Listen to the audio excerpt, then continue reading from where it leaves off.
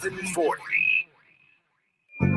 Feeding your passion for local sports in the afternoon. It's the Drive Guys with Kevin Gleason and Kyle Drake on your radio at 1140 a.m. Streaming audio at SacktownSports.com and the Sacktown Sports app. You can also watch the show on YouTube at Sacktown Sports 1140. Here are the Drive Guys with Kevin Gleason and Kyle Drake.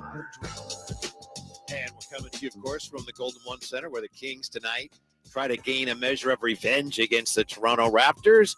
Drapes, you looking forward to Davion Mitchell's return? Yeah, he should get a standing ovation. Off night, played hard for us in his 3 years in Sacramento. And so I'm excited to see him shake hands with everybody and, be back in front of, the team that first drafted him. Yes. Welcome back. Now we want to kick your ass. I know, right? A little get back. We owe you something, right? No doubt. Yeah. What is it that stands between the Kings and revenge on the Raptors? As you well know, Toronto, they like to get up and down the floor, but they don't defend much. And by the way, I read something in the Toronto Star today.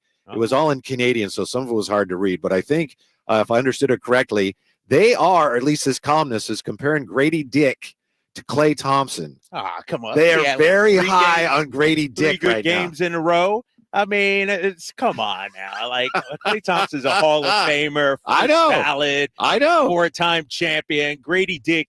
What are the Raptors? 2-5 or something like that? They're 2-6. Yeah. 2-6. And so pump the brakes just a little bit. But he has been playing nice. Had a solid game against us, 21, I think. And so he's a good player. We got to be aware of him tonight. Yeah.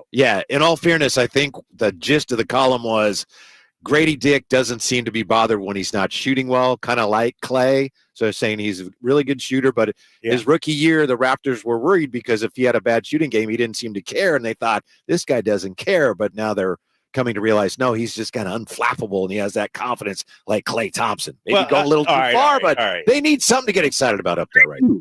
Dude, the one thing about them, and we talked about it yesterday. They play hard. It'll be a good matchup. They won't roll over and play dead. And they got some solid young players. RJ Barrett's a player. Grady Dick seems to have found his stride out there. And so, I hear you, man. It's, a guy like that who's finally getting his chances, some injuries, Emmanuel quickly. And so he's getting his opportunity to get up some shots, and he's making the most of it right now. Yeah, and I know you were pointing out yesterday as you crunched some numbers, get ready for your duties tonight, pre and post game, and you were saying, look, Toronto's not very good, but they've been competitive in all these games. Yes, exactly. I think outside of the first game where they got rolled, I think it might have been OKC or somebody blasted them. First game, but since then, man, they've been really good. I think their point differential over the last 5 games is 12. You know what I mean? So they're averaging a minus 2 point something point differential. And so this is a young, hungry team that don't know. Like I think you mentioned it. They don't know they're not supposed to be good, right? Yeah, they haven't realized they that haven't yet. realized that they're bad yet. And so no, we gotta bring it tonight. Yes, we do, because as I mentioned, Toronto's, for what it's worth, it's early, but 7th in offensive rating, dead last in defensive rating. Dead last. Yes. So we got to take it to them tonight. It's a good chance for this Kings offense, which Mike Brown says is not really running like a well-oiled machine yet. Well, tonight's a good night to get it running. Yeah, I agree. At this Raptors team, you should be able to exploit some things. One thing we didn't do the last time we saw them is get out in transition enough. Yeah. Like, we got to push the pace. We got to do much better than that tonight against these guys. And so I think this crowd will be amped up. I think this crowd will be ready, coming off the big win, obviously, in Miami. And so I think the boys will be ready, too. A little get back to them. Is Davion, he didn't get a tribute video yet, right? Maybe just a couple slides? Or because remember, I don't think we do that here. Oh, okay. Remember, I don't think, like a guy like Harrison Barnes should. Yeah. Like Buddy didn't get one. Tyrese didn't. I don't think he got one. Remember, his dad was upset about it. So I don't think we do the tribute video here. Okay. So All right. It'll be a nice little standing ovation. They'll show him on the Jumbotron, acknowledge him that way. But yeah, I don't think so. Would you like to hear what De'Aaron Fox had to say about Davion today at shoot around? Yeah, would love Yeah. Here is from today's shoot around, post shoot around, De'Aaron Fox on Davion Mitchell and what he brings to the Raptors. I mean, obviously with him and obviously RJ and IQ, you know, three guys that have been in the playoffs, have been able to play in tough series. So being able to be on a young team like that just allows them to obviously let them know what their experience is like, and then just being able to lead a young team. And obviously everybody knows Davion's work ethic, and seeing and with guys that are, you know, first coming into the league, being able to see that is definitely great for any young player. Very diplomatic comment. Right. The statesman that he is, yes. Fox. No, I mean, you know, I think when you look at Davion in his time here, you're talking about a number 9 overall pick. He had some moments, but he never lived up to what they were hoping for. And then when Mike Brown came in, seemed like he couldn't fit in. Wasn't a fit, huh? Yeah, exactly. And so no ill will, no bad blood or any, you know, this crowd will give him some love tonight. And so, and well deserved, because it was never for a lack of effort or lack of not wanting to be here for Davion. It's something he always, you know, wanted to, you know, and it just didn't work out for him here. Now, I'm wondering if you've heard today's national story. It's kind of a second page story, if you will, involving the Kings and Patrick Beverley. Did you hear what he had to say? No, I missed that. Patrick Beverley on the PBev pod, he was talking about 2019 when he almost signed a contract to play for your Sacramento Kings. So I signed my deal with the Clippers, right? I got like a 3-year, $50 million from Sacramento. And I'm like, nah, I'm cool. Like, I want to stay Clippers. So I take the 3-year, $40 million from the Clippers. We go to the meeting at the Ritz in Marina Del Rey, and we agreed to the 3-year, 40. And Steve Ballmer goes, with that, I'm going to give you 94 basketball courts that you could choose to put all around LA. That's fire as I think they built 2 of them, and then COVID hit. So I hit my agent like, what's up with those 92 basketball courts? I see they just built the arena worth $2 billion. Like, yeah, what's the answer? What's go with the courts, Steve? Do I get my 92 courts? And we shook on it too. Yeah, so that was Patrick. Dang. But he said the Kings, he turned down 50 for 3, 50 mil for 3 from the Kings in 2019. Which, when you mentioned Harrison Barnes, I think that was about the time they signed Harrison Barnes too. Well, here's the thing too, and here we are, you know, last couple of years, man, we could use a guy like Patrick Beverley. You know, it would be nice to have a guy like him on the team. And so, but man, if he's going to build 90-something courts like that, 94, that is but they still owe 92. Right, exactly. Pete Bev, man, you could have been a Sacramento legend, man. Shoot, Vivek would have built you a few courts. Yeah. You know, we could have gave him that. And so, no, it's a bummer, man. That's crazy. I'd never heard that story. I wasn't aware of that either. And you know, he's been talking a lot about the Kings in recent weeks, and he's had a lot of good things to say. Talk about Kevin Herterer.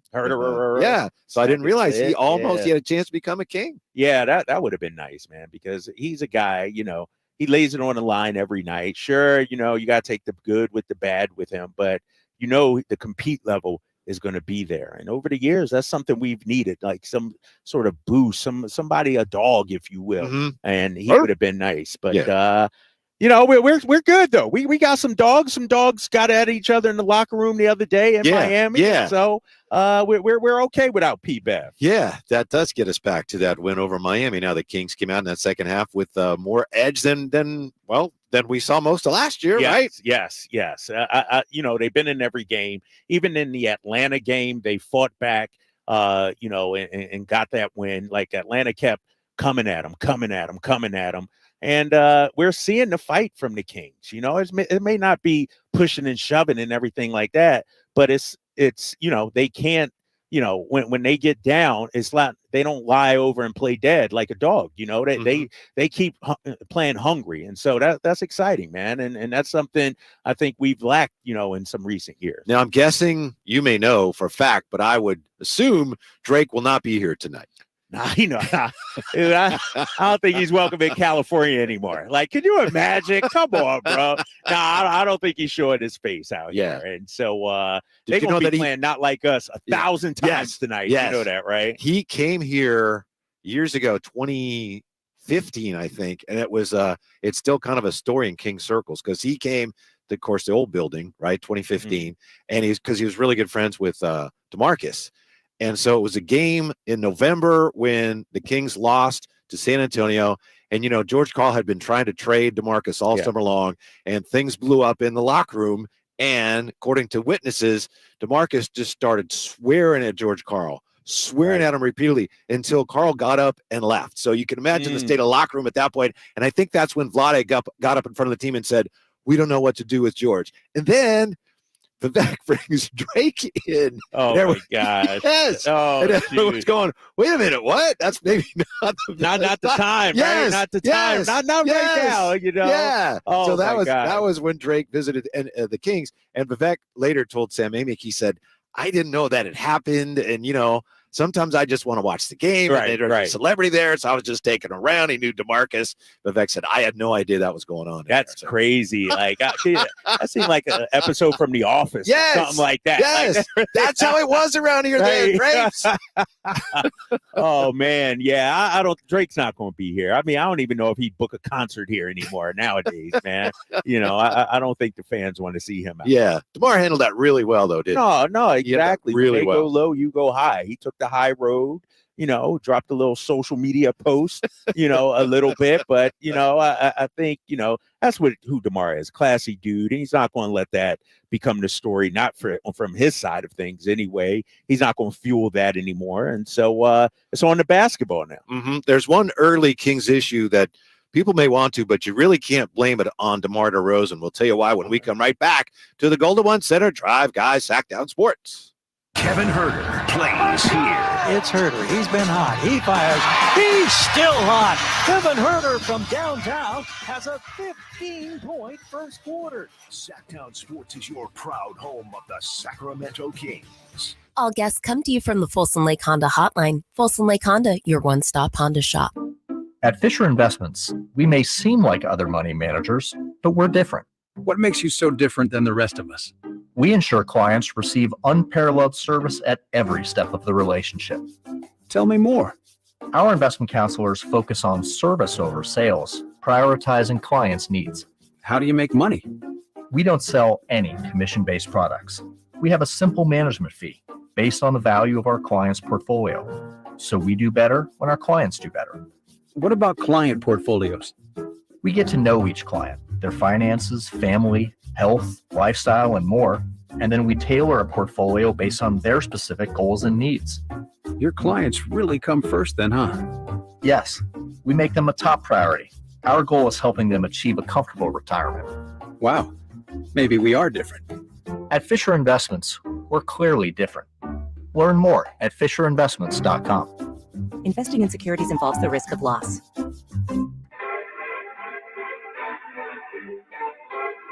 Live and local, 6 a.m. to 6 p.m., Monday through Friday. Sacktown Sports. Excuse us if we sound or get a little distracted because they're putting on a light show on the floor. They've got all these crazy spinning lights that I guess they show that during like dance routines and stuff or something. There's these spinning, swirling kaleidoscopes of light across the floor. And it's like, wow, it's getting a little trippy up here. Yeah. A little psychedelic action going on here. Yeah. Something like that. Yeah. Hopefully it'll be kind of trippy for the Kings tonight as they come home, taking on the Raptors. And, you know, you look at the way the Kings have played so far, they haven't shot the three ball well. Everybody knows that. I would bet, Drapes, if you told somebody who hasn't watched a lot of the Kings, one of these, you know, self-proclaimed experts, if you said, hey, so far the Kings are, you know, they're 4-3, they're not shooting the three ball real well. I bet you that person would say, yeah, well, I knew that would happen because DeMar DeRozan is not a great three-point shooter. Right. However, if you look at the numbers, it is not his It's not fault. him. It's almost pretty much everybody else. Yes. Outside of him and Sabonis, I would say Keegan Murray, numbers down. De'Aaron, Malik's not hitting at a same clip. Yeah. He's missed out on Kevin Herter. I know you got some numbers, right? Yeah. So the Kings shooting only 33%. Yeah. That's 24th in the league. But DeMar DeRozan is shooting .353 so far from the three-point line. That's a career high for him. Yes. And that's respectable. Yes. You know what I mean? 353 for DeMar, who doesn't take a whole lot of them. That's respectable. You got some numbers from other guys? Yeah, there's basically four guys that need to get it going. You got Keegan at 302 so far. And, you know, he's a really good three-point shooter. Yeah. De'Aaron Fox at 298. Dang. Yeah. That's hurting. Malik at 314 Yep. and Trey Lyles at 250. You're talking about our high volume guys too. And so when your high volume guys aren't hitting threes, you're going to get the 3-point team numbers that we see from Sacramento. But we got to think, and I know they didn't shoot well in the preseason, and I know it's 7 games in, but they're a better shooting team than what we're seeing. You got to think some of those shots will start to go in at some point. You're getting some good looks out there too. Yeah. When your 3-point shooting percentage is the same as the batting average of a backup catcher, like you got a problem. Yeah, you got to bring that up. Yeah. So it's those 4 guys, and the bad news is, as you say, those are the guys that shoot a lot. The good news is there's every reason to think most of, if not all, those guys are going to bring those numbers up. Yes.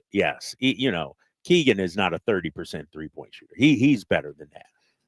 Even Fox last year is coming off, one of his better years, if not a career year at 3. Malik, we know he's a Trey Lot. Yes. And there's a reason why they're called averages, right? For their careers and seasons, because that's, over a big sample size, that's what they're going to wind up shooting. And so it's going to be crazy to think that when this team gets hot from 3, we haven't seen that yet, Whitey. And the fact that they're top 5 in offensive rating, despite, are they dead last in 3-point shooting? Or, no, 24th. 24th in 3-point shooting. I mean, there you go, right there. I mean, this team is an elite offensive team, and they aren't even shooting a 3 ball yet. Right. And, one has a lot to do with the other, but they're getting killed at the 3-point line when you consider how many shots the other teams are getting up and how many threes other teams are making. Yeah, you're right about that.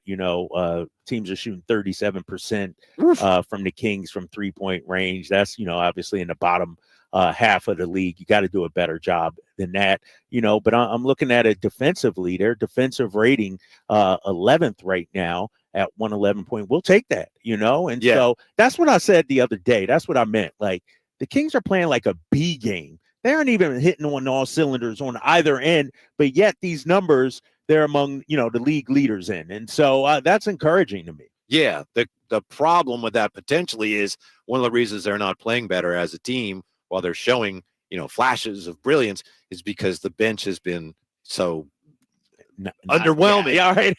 Right? You're looking for the proper words. Underwhelming is the exact word. And so, but think about it like this too. First few games, Trey Lyles was just coming back.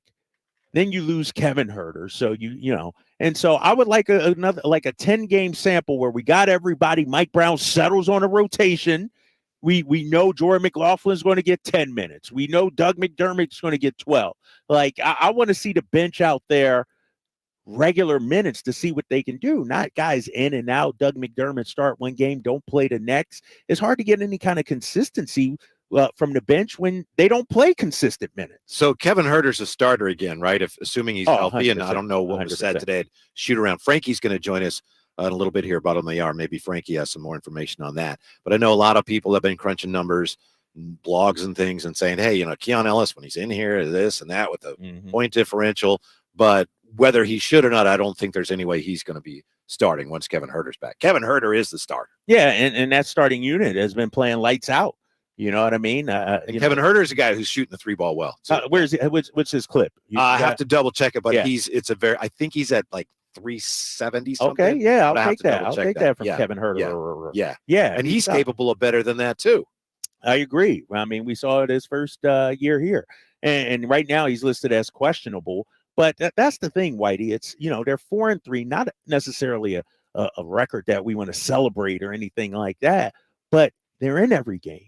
They're playing hard. They aren't even making their shots yet. They aren't defending the 3 well, but yet the analytics numbers are saying they're doing a good job out there. And so I think that's encouraging, man, because I think, we're going to see this, especially they got a lot of home games in November too. Yes. They got a lot of home games. I think this is a big month for them because then December, I believe they hit the road some. And so now is the time to, find your groove, find your rhythm here at home. Yeah, and it looks like they may be doing that. They lost their first 2 games and they're 4-3. So that means they've won 4 of the last 5. Yes. And I know they've played some teams that are very beatable, but they have. And the one loss was against this team, and one that we all know they could have won that. That's the NBA. That happens sometimes. But they do have a little momentum going here. It'd be nice to see them continue that on the home floor. And that gets us back to one of the things about the Kings.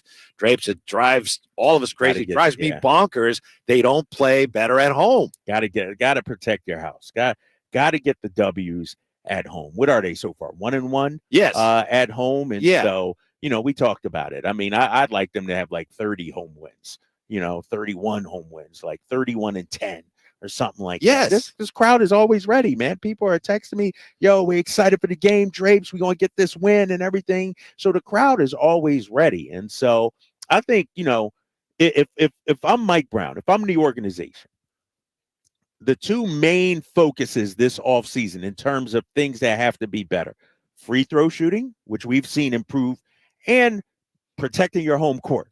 Let's see, like tonight, you got the Clippers coming in on Friday. You got some tough games next week. Minnesota's next week and things like that. Like, you got to lock in tonight against the Toronto team you should beat here at home. Mm-hmm. I'm going to say something here that maybe I shouldn't say, but it's on my mind. So my heart is with Alex Len today.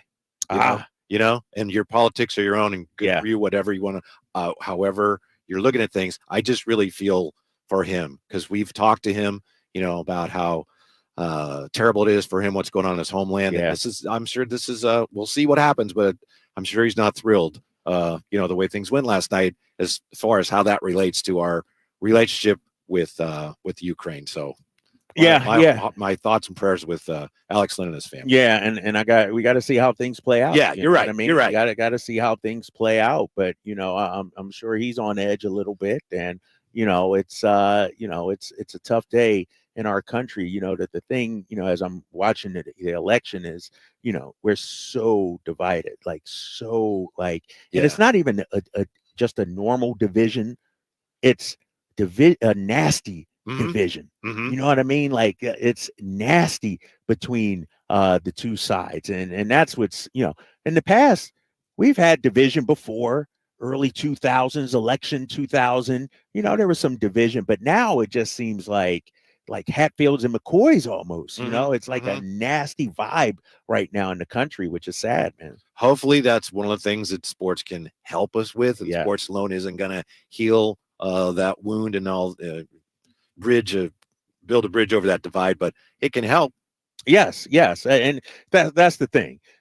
Kings fans, 17,000 plus, going to come together tonight and cheer on their squad, And so it's funny because somebody's tweeted or wrote, or I saw this somewhere, like, maybe Adam Silver should schedule games on election day, so we have a distraction going forward. Like we had no sports going on. I had no basketball to watch. Man, I could have used it last night. Yeah.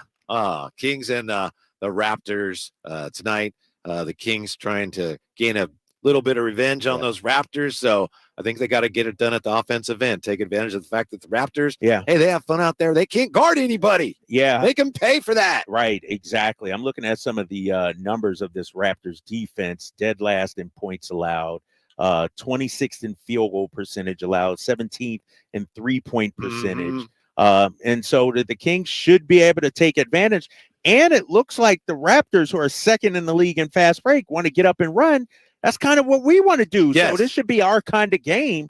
And, hopefully we take advantage of it tonight. Yeah, here from post shoot around today, here's DeMar DeRozan on his old team, the Toronto Raptors. They compete, man. When in this league, you got a group of guys that compete at a high level for 48 minutes. That's all you can ask for. No matter if you have less talent or more talent, when you got a team that could compete, anything is possible every single night, and their record not indicative of the competitors that they are. You got to give them credit. They well coached. You got guys going out there playing their roles to the best of their ability. So I'm pretty sure it's going to be another tough one for us tonight, but we need to get this one. Now, that's a pretty typical thing for a veteran player to say about an opponent that's not very good, but we've seen it. I mean, there's a lot of truth in that. Oh, yeah. A lot of times you're like, oh, these guys are coming in, we'll beat these guys. And especially when a team is shorthanded, and we saw this the other day, it creates opportunities for other guys. So Toronto's like, we coming in hungry, man, and they're looking at the Kings tonight like, man, we just beat these dudes the other night at, our place. Why can't we do that again tonight? And so you got to respect them, man. You got to put on your lunch pail, your hard hat, no matter who you're going against, and get up for them. Yeah, you just got to tell Boucher, hey, you're not making 4 threes tonight. Right. Chris Boucher. Right. Good for you. You did it last time. That is not happening tonight. Boucher looked like he was playing for a contract against us the other day. Yeah. That like his contract depended on that game. He was bombs away, Boucher? Yes. And, I like that. And the thing about it is he came in and really changed the tenor of that game. The Kings were up 24-23 or 23-22. He came in and bam, they went on that run 15-6, I think it was, to end the first quarter. And so he played with purpose out there. And when I say he changed the tenor of the game, I'm not talking about just making shots. He was flying around out there. Like he looked like a man on a mission, and we got to match that tonight. Do we know anything more about what happened in the Kings locker room Monday night in Miami? We'll see if Frankie Cardelli knows when he joins us. Coming up, Clicks joining us next. Drive Guys, Sacktown Sports. The Sacramento Kings play here. He's got the triple. Sacramento takes the lead. Get your Kings fix all season long right here on your home of the Sacramento Kings, Sacktown Sports at sacktownsports.com. This holiday season, Capital One reminds you to give yourself the gift of 1.5% cash back with the Capital One Quicksilver Card. Can I earn 1.5% cash back on birds? Birds? What if you sent your true love 2 turtle doves plus a partridge in a pear tree? Sure, but why would anyone want that? The song was very convincing. Earn 1.5% cash back on all your holiday purchases with the Capital One Quicksilver Card. What's in your wallet? Terms apply. See CapitalOne.com for details.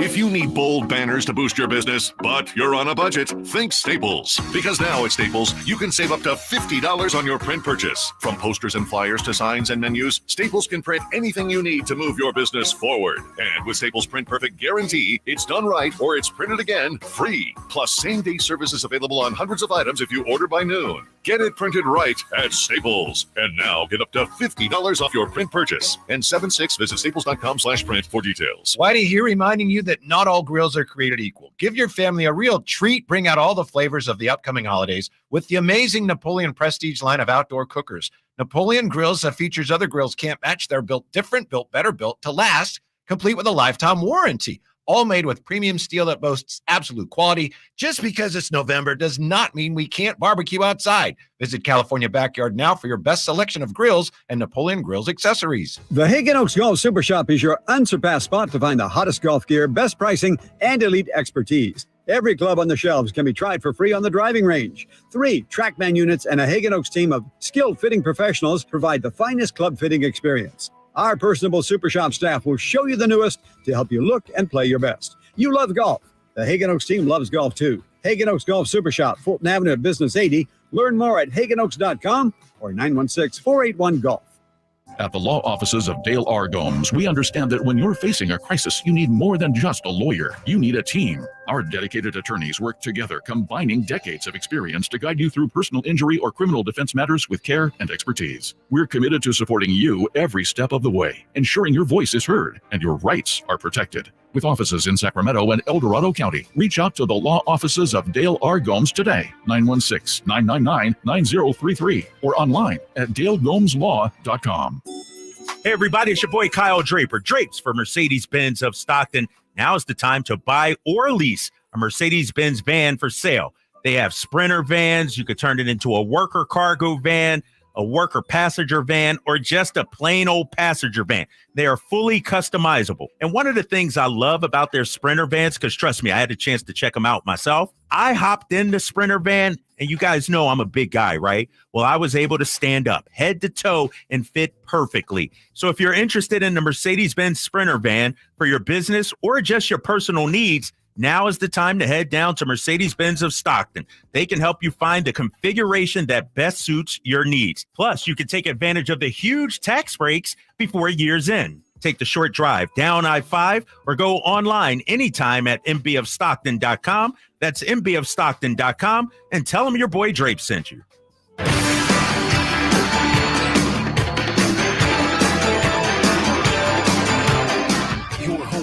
Kings basketball for over 25 seasons. Sacktown Sports.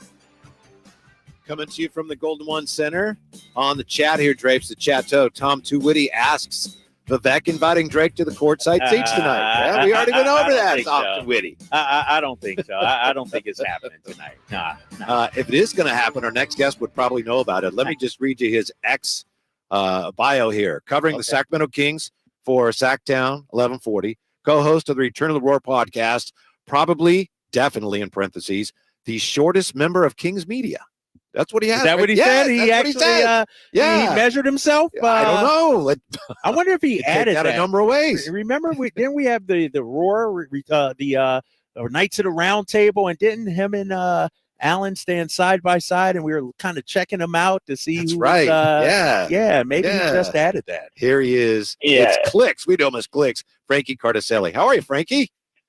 I'm good, guys. I had that bio written out last year. I think Alan is taking that title from me now. So all love to Alan. I do think after that round table, we went back to back. I think I have him just by a little bit there. There you go. Okay. Yeah. Remember, because Frankie was giving him the too small. Too small, right? That's right. That's right. Stuff. I love it. Yeah. Love it. Let me start with this, Frankie. I don't know if anybody knows about this, but do we know anything more about the heated back and forth in the Kings locker room Monday that seemed to ignite their second half spurt? Yeah, we haven't had a chance to really talk to the guys since they got back from the road trip, but just kind of based on what the tone of what the guys are saying after the game in Miami, it just seems like it wasn't really the type of heated discussion that I think we're used to hearing in the Sacramento Kings locker room, especially over the past 20 years or so.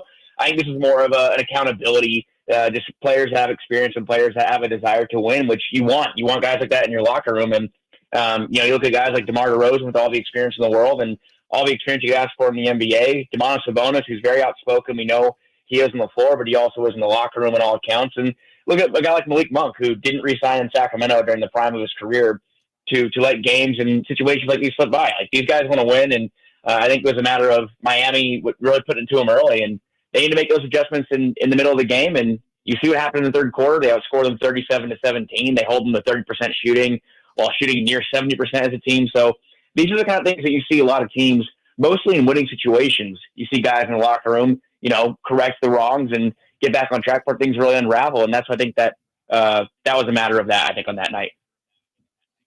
Hey, Frankie, when you look at, the team so far this season, look at the record, look at some of the numbers, how close to their ceiling do you think they're playing right now? I think they're on an offensive and defensive. They look pretty good. I mean, they're fifth in offense, 12 in defense. I mean, I think anyone would be happy with a top 12 defense compared to where this team has been in the past 2 years. But I think they're getting close. I think the 3-point shot really needs to fall for them. It's really uncharacteristic for this core of Kings players to be. They're currently ranked 24th in the NBA in 3-point field goal percentage. That's just not really something I think is going to continue. When you have guys like Kevin Huerter, Keegan Murray, Malik Monk, De'Aaron Fox coming off a career year, and I know he's dealing with the finger thing, but he's adamant that's not holding him back when he shoots the basketball. I think that unlocking that aspect of their game really is going to take them to that next level. And I think adding DeMar DeRozan kind of, makes that less. They have to lean on it a little bit less. They have a elite mid-range scorer, a guy who's an ISO threat. You have two players in Fox and DeRozan, and Malik Monk, I guess, for that matter, who can go into the paint and get to the foul line. It doesn't make them have to kind of live and die with the three ball as much, but I still think looking at them being in the bottom part of the league in that regard, that they'll probably be in that top half sooner than later. But that's kind of the thing you can kind of look forward to when this team it's so good on offense right now. But wait till those threes start falling because they're going to fall at some point. Catching up with Frankie Cardelli. I don't know about you, Drapes, but I always find myself hurrying when we're talking to Frankie because I never know when he's going to get a call. He might get another call. Yeah, so I feel like, we got to get all the questions. Yeah, you got to get there. Yeah, so all right. yeah. I'll slow it down a little bit, Frankie. You may have partially answered this with your previous response there, but in short, what happened to the Kings in Toronto last weekend, and how do they avoid that tonight?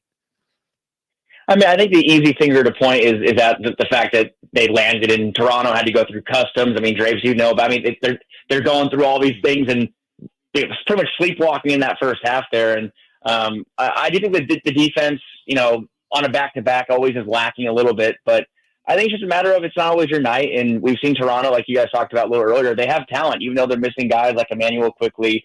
They're missing Scotty Barnes tonight. They have players that can cause damage. And we saw RJ Barrett, Grady Dick, those guys making timely shots. The Kings, obviously, their 3-point defense, they're 29th in the NBA right now, defending the three. I think opponents are shooting near 38% from deep against them this year. We saw the Raptors had a season high. I mean, it's only been, 7-8 games, but that's their best 3-point percentage of the year so far, 45%. So really was one of those nights where everything's falling for Toronto, and you have to hope that doesn't get replicated tonight. But, I think the good part about, playing a team this early in the year and playing them this often, Mike Brown and those guys in the coaching staff, they have plenty of time to have a turnaround, discussions about what they can expect tonight. It's been 4 days since they played them last. So defending the perimeter has got to be better this time around. But Toronto, even though they're missing some guys, they still have players that can get it done. So I think it was more so that than anything else. You see the Kings making big shot after big shot down the stretch. DeMar DeRozan coming up clutch. De'Aaron Fox has a good look at the end of the game and just airballs it. No excuse there, I guess. But you can't win them all, and you got to hope that this time around they defend the perimeter a lot better and pick up a win at home. Hey, Frankie, how do we fix the bench? How do we get more production from those guys? I think everyone's looking for it. I think Mike and that coaching staff, they're reaching deep right now. And, I think it's a matter of personnel, in my opinion. I think that this is something that will probably need to be addressed, whether it's a free agent signing or a trade down the line. And I'm not saying a splashy move that's going to turn everything around, but the Kings currently right now, they have four guys in the top 11 in the NBA in minutes per game. Nobody else in the top 11 has no other team has more than one player in there. So you have four guys playing 37 plus minutes per game. That puts a lot of pressure on that starting five to bring that energy late in the game when you're not getting that kind of relief. So Trey Lyles, Jordan McLaughlin, they've had good minutes here and there. I think Jordan had his best showing as a King in his last game in Miami. He looked pretty good there in stretches, but I think they're going to have to get more from guys like Keon Ellis, who's looked good. They need to give him some more minutes, which Mike, the DNP CDs early in the season right now, or the first couple of games, he's really kind of integrated himself into that lineup, and I think it's really paid dividends for them. But, seeing guys like Trey Lyles, Alex Len, when he plays in certain situations or certain matchups, but Doug McDermott was someone like that a lot of people were going to expect to play a little bit more, but I think Mike really leans well on the defense in those bench lineups. That's why Keon's getting a nod there. But to me, it's a personnel thing. I think the Kings at some point this year, they're going to have to upgrade their bench. They're going to have to be a little deeper because you see all the teams in the Western Conference are really, teams that are in contention in the NBA as a whole. They're much deeper than 7-8 guys. And I think at some point it's going to be something that Monty McNair and Mike Brown are going to have to get in a room and figure out. Yeah, I hear they may be in on Soto, but we don't probably want to talk about that, Frankie. You being a Yankee Whitey, I do want to ask you about. I can't do any more Yankee talk, man. I'm dying over here. I know. I wanted to ask you about. What about Davion? What kind of response? What kind of welcome do you think he gets tonight? And why don't you think it quite clicked for him here? Yeah, I was talking to some other guys in the media about what to expect, and I think everyone's kind of a little mixed on the reception he's going to get. I don't know why he'd get a negative reception. If he would get a negative reception from some fans, I think it'd be just because he was a top 10 pick and the expectations that come with that. But that's not really his fault. That was Monty McNair's decision to pick him 9th overall. And personally, I would expect there to be a warm reception tonight. I think he played very hard while he was here. He put the work in. He tried to get better across the board. He did improve his three-point shooting, which was his Achilles heel. But I think to me, drafting a guard into a franchise that had, an emphasis on guards already. You had De'Aaron Fox here. You had Tyrese Halliburton. You had Buddy Hield even here at the time. I just think that Davion never really got a shot to shine and to flourish here. And I think you kind of saw him at the end of his rookie year, when Fox missed some time. I think he broke his hand or broke his finger. I think he had great numbers in those last 15, 20 games. And sure, it's, the garbage time of the season. The Kings were already out of the playoff race, for the most part. And, Davion was playing like 35 minutes per game and those numbers could be inflated. Sure, if you think that's what it was, that's fine. But he has talent. Like, there's no doubt he has talent. He's one of the best on-ball defenders you can find in the league. It's just the offense always was a problem for him. And I think he never really was able to put it together. And when you have someone like De'Aaron Fox in the backcourt, I think that kind of just puts a lot more pressure on a player who's defense first. And, never really had a chance to be a starting guard on this team, but he's in Toronto now and going to be a free agent at the end of the year, and we'll see what's next for Davion. But I'd be surprised if the response tonight isn't at least, on the warm side. Right. Hey, Frankie, we saw De'Aaron Fox put on his cape and come out in the third quarter and really, was super aggressive, 16 in the third. Does he have to be that alpha for this Kings team to be successful and get to where they want to go? Does there need to be a pecking order? Because, through the first 6 games or so, it seemed like, all right, DeMar's turn, De'Aaron's turn, they're 1A and 1B. But does De'Aaron need to be the clear-cut number one? Yeah, I think it really just depends on the night. I think that being selfless is very important on winning teams. And I think when you have someone like DeMar DeRozan, who has been one of the clutchest players in the game, and someone that, I think we all thought joining forces with De'Aaron Fox would make the Kings one of the best late game scenario teams in the league. And we've seen them come through. Miami was a prime example of that. DeMar DeRozan coming up huge in that game. I think it just matters in what the night is giving you and kind of going with the flow of the game. But does De'Aaron Fox need to be aggressive and assert himself late in games? Absolutely. But I think he does that already. I think De'Aaron, though, is a smart enough player, and we've seen him as a facilitator. He's someone that if he doesn't feel like he's got it going on that given night, he's going to find DeMar DeRozan. He's going to find Keegan Murray. He's going to make the smart pass. We've seen De'Aaron multiple times in games, make go-ahead or game-winning shots, but we've also seen him make some pretty smart passes. I mean, the one that just stuck out in my mind right now was that Chimezie Metu buzzer beater, that was a pass from De'Aaron to the corner. He'll make the smart play if he's not feeling like it's his night, but De'Aaron's always going to be aggressive late in these games, and it's a good problem to have here at the Kings. I think that last year, it was really, if De'Aaron Fox does not have it going in the fourth quarter, the Kings are done. I mean, there really wasn't any way around it. Malik Monk would have his moments where he had big nights, but they lived and died on De'Aaron Fox coming through in the clutch late in games, and now you have a player in DeMar DeRozan who is going to be in the Hall of Fame someday. He finished runner-up for Clutch Player of the Year. I think it takes a little bit of pressure off of De'Aaron, but just because the pressure's off him doesn't mean he's going to coast by and float around. I think that, if the defenses are providing him an opportunity to get into the paint or take an open look, he's going to do it, but that doesn't mean he's going to force. I think he'll be smart with it. Frankie, we appreciate your time. Thanks. We'll see you out here in a bit, buddy. Yeah, see you guys in a bit. Thanks for the time, fellas. Right, down there. Yeah, absolutely. Right, by the way, here's a scoop for you, Drake. Yeah, Look at that. Well, the game hasn't started yet, but according to the scoreboard, the Kings are leading 16-12 over Toronto. So you look for that. Yeah, with 99 minutes left on the clock too. Like, yeah, you got to Woo! incorporate that too as well. Yeah, buckle up. It's going to be a long night. When we come back, can the commissioner, with Steph Curry's help, save the NBA All-Star game? That's next from the Golden One Center. Drive Guys on Sacktown Sports. The only place you'll find Keegan Murray is Sacktown Sports. Out to Keegan Murray, straight away for 3, and Keegan knocks down the triple. Hey, Sacramento, it's Keegan Murray, and you're listening to the home of Sacramento Kings, Sacktown Sports. Your local sports leader. Tesla, keeping it real to it. Saturday, November 9th, the venue at Thunder Valley. Tesla, live. The multi-platinum rock band returns with special guest, Fuel. For tickets, visit ThunderValleyResort.com. Tesla, keeping it real to it. Black Friday is on its way at Fasteners Inc. Tool Outlet, and there's no better place to shop for all your power tools. Low price Makita Bear tools starting at $89, Makita batteries starting at just $49, and many more of the year's hottest deals. November 25th through December 2nd. That's right, one whole week of crazy deals on power tools. So don't forget, our Black Friday sale will be November 25th through December 2nd. Check us out at 6701 Power Inn Road or online at fastenersinc.net.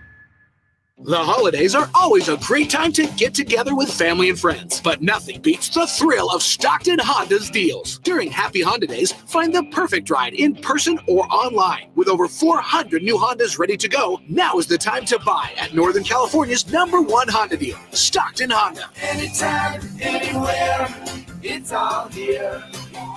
StocktonHonda.com. Number 1 claims based on 2023 total new and Honda certified pre-owned vehicle car sales from American Honda Motor Company. Sold on report. What sets Ashton & Price apart from other injury law firms? I'll tell you. From beginning to end, all important legal decisions are made directly between our clients and their experienced local attorney. A gate agent flying the plane, the receptionist performing surgery, not a chance. There's simply no substitute for the unique power of the direct attorney-client relationship offered by Ashton & Price. And there's never a fee until we win, and between you and me, we win a lot. Remember, for the best advice, don't think twice. Call Ashton and Price. When it's all on the line, you need a big-time closer. That's especially true when it comes to your garage door. That's why I proudly recommend National Garage Door. Whitey Gleason here for National Garage Door. And whether you're looking to repair an existing door or get a brand new one installed, you need National Garage Door. Family-owned and operated. They've been around since 1974 because service is their number one priority. National Garage Door are the region's BSE broken spring experts, and the styles, prices, and quality of the new doors will amaze you. I know they amazed me. Our garage door was starting to sound kind of like a box of scrap metal tumbling down the stairs. So Kevin from National Garage Door came out. He said patching up the old one was an option, but we're going with a new garage door, and we're as excited about that as you can be about a new garage door. National Garage Door sells quality Rainer-branded garage doors. They offer sales, service, and installation on all residential and commercial doors and operators. If you have garage door needs, old ones coming apart, or you're looking to improve your curb appeal, let National Garage Door come through for you in the clutch and be your closer. 338-4554 National Garage Door. Don't miss Stoney's Rockin' Rodeo's 17-year anniversary bash this Saturday night with a free tri-tip dinner. That's right, free tri-tip dinner and free late-night biscuits and gravy. So don't miss Stoney's 17-year anniversary bash this Saturday night, plus free dance lessons, sing some karaoke, or ride Stoney's mechanical ball. I'll see you on the dance floor. Power Business Technology is proud to be 100% independent, locally owned, and managed Toshiba copier dealer. Local ownership cuts out the red tape, allowing ourselves to never be too busy to personally answer the call when our clients need us. Recognized for excellence in service execution, training, and customer service, we're proud to be named a 2022 Toshiba ProMasters Elite Dealer. Contact us today for all of your business printing needs at 844-POWER-BZ. That's 844-769-3729, or visit us at powercopiers.com.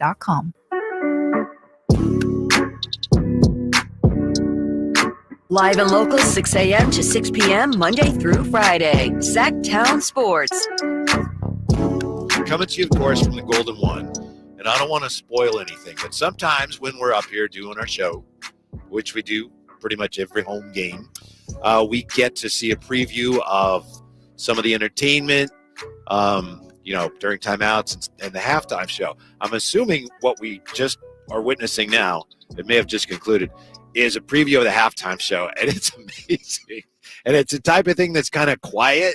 Drapes, I could see a lot of people, halftime, you got to go talk to somebody, or you got to go get something to eat or drink or something. So I'm not sure everyone's going to see this, but that's incredible right there. Incredible, right? Yes. Yeah. There's a young lady, and she's sitting upside down in a chair, and she's basically juggling umbrellas with her feet. Yeah. And she's like rotating them and tossing them up in the air and everything. She tossed one in there. There it is, right there. Then snap. She's holding it by the handle, tosses them in the air, and with her feet catches them on the side of the umbrella. That's impossible. So what you're saying is stay in your seats. Yeah. I know it's not for every, some people are like, oh, nothing, because people want big and loud, but that's incredible. Yeah, look at her. Yeah, she's this is must-see halftime show. I think so. I don't know if I've ever seen that one, because they usually do like a rotating, travel. Let me find out who this is. Here. Yeah, because Frankie's talking, and when Frankie talks, your mind starts to drift a little bit, right? I'm kidding. I love Frankie, but then I see what she's doing. It's like, wait, that can't be what I think she's doing. It's incredible. Oh yeah, I gotta find out who this is. Texting my guy, who's our halftime performer today. Yeah. This is you gotta stay in your seats. And like RJ says, what did she grow up and think, someday I'm going to juggle umbrellas with my feet. How do you know you're good at that? Right. Like, yeah, but she's a pro. She's she didn't drop anything. Didn't mess up or anything. What do you think her day job was? Because she's stretching now. What do you think her day job was before this? All of a sudden you just sells umbrellas. And then all of a sudden you decide one day, you know what? In Sacramento in July. Got nothing else to do. So let me try this. Parasols to keep the sun off you. It's incredible. This is incredible, but I don't think in a good way. I don't know if you saw this, Drapes, but the commissioner had a press conference because they were just in Mexico. For Saturday. Game. And so, among other things, the commissioner announced that the NBA is considering changing the format for the All-Star game that's going to be played in San Francisco. And he was talking about this before the Miami-Washington game in Mexico City. And maybe we're over the All-Star game, and maybe it's like, who cares? But something about this is unsettling. He said, we're looking at other formats.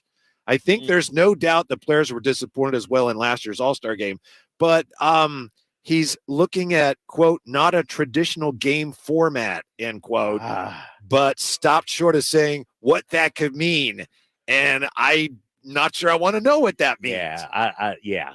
It got to be a game, right? Like, don't do a skills competition. Like, who does that right now? Hockey has, and they doesn't hockey have like 3-on-3 games? Yeah, something a little different. I don't know. We don't need. Would you want knockout or something like that? I know. I need these guys actually carrying and playing hard. Yeah, the All-Star game. That's the beauty of it. Yes. Now he says that he's talked to Steph Curry. He's dragging Steph Curry into it since the games in San Francisco. He's talked to I guess Steph Curry a little bit, and he wants Steph's input on this. He says everyone was disappointed in what they saw last year. Wasn't just the league, it was the players as well. Yeah, I'm sure the players were disappointed. It just looked bad. But you start talking about non-traditional formats, I'm not sure you're addressing the problem. Yeah. Is it a player problem?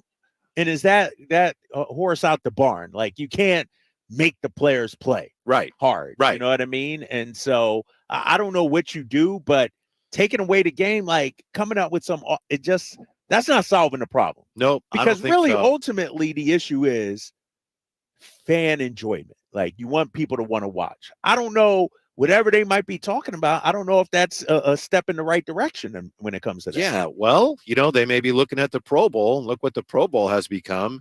Maybe the NBA is figuring, just the game itself is just obsolete. But I hope they don't go that route. Yeah.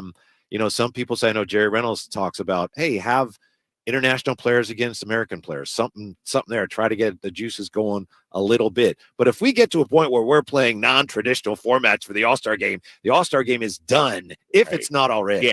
Yeah, I'm with you on that. And even international versus USA, maybe USA, guys would care because they don't want to get embarrassed in the league. But, you got guys making so much money that, the goal is to win a championship. They don't want to get hurt.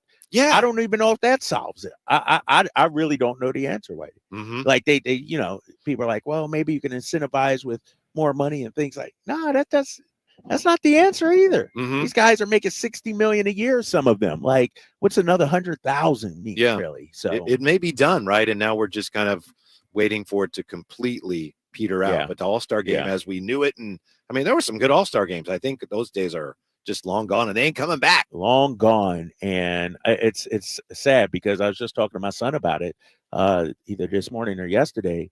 He's like, Dad, we got to go to the All-Star. Like, so as a fan, he's a young fan. He still looks forward to going. But, he was disappointed when we went to the other one in Utah, at the lack of defense. And so I don't know what these guys, what the answer is. Yeah, the commissioner says of Steph Curry, it's a home game for him because they're playing in San Francisco. He's had direct conversations with Curry on the topic. Quote, I know he's very prideful and wants to make sure the players put their best foot forward, end quote. Steph Curry doesn't care. Right? Oh, they're playing in San Francisco. Come on, guys. We got to play hard. I don't think so. Where was it last year? Indy, was it last year? I think it was. It was Tyrese Halliburton. Guys, come on now. We're in front of the whole. No. This is my reputation on the line, guys. You know what it might take, though? What if it takes LeBron and Steph going to the guys and saying, do they, both of those guys, have enough sway with the players?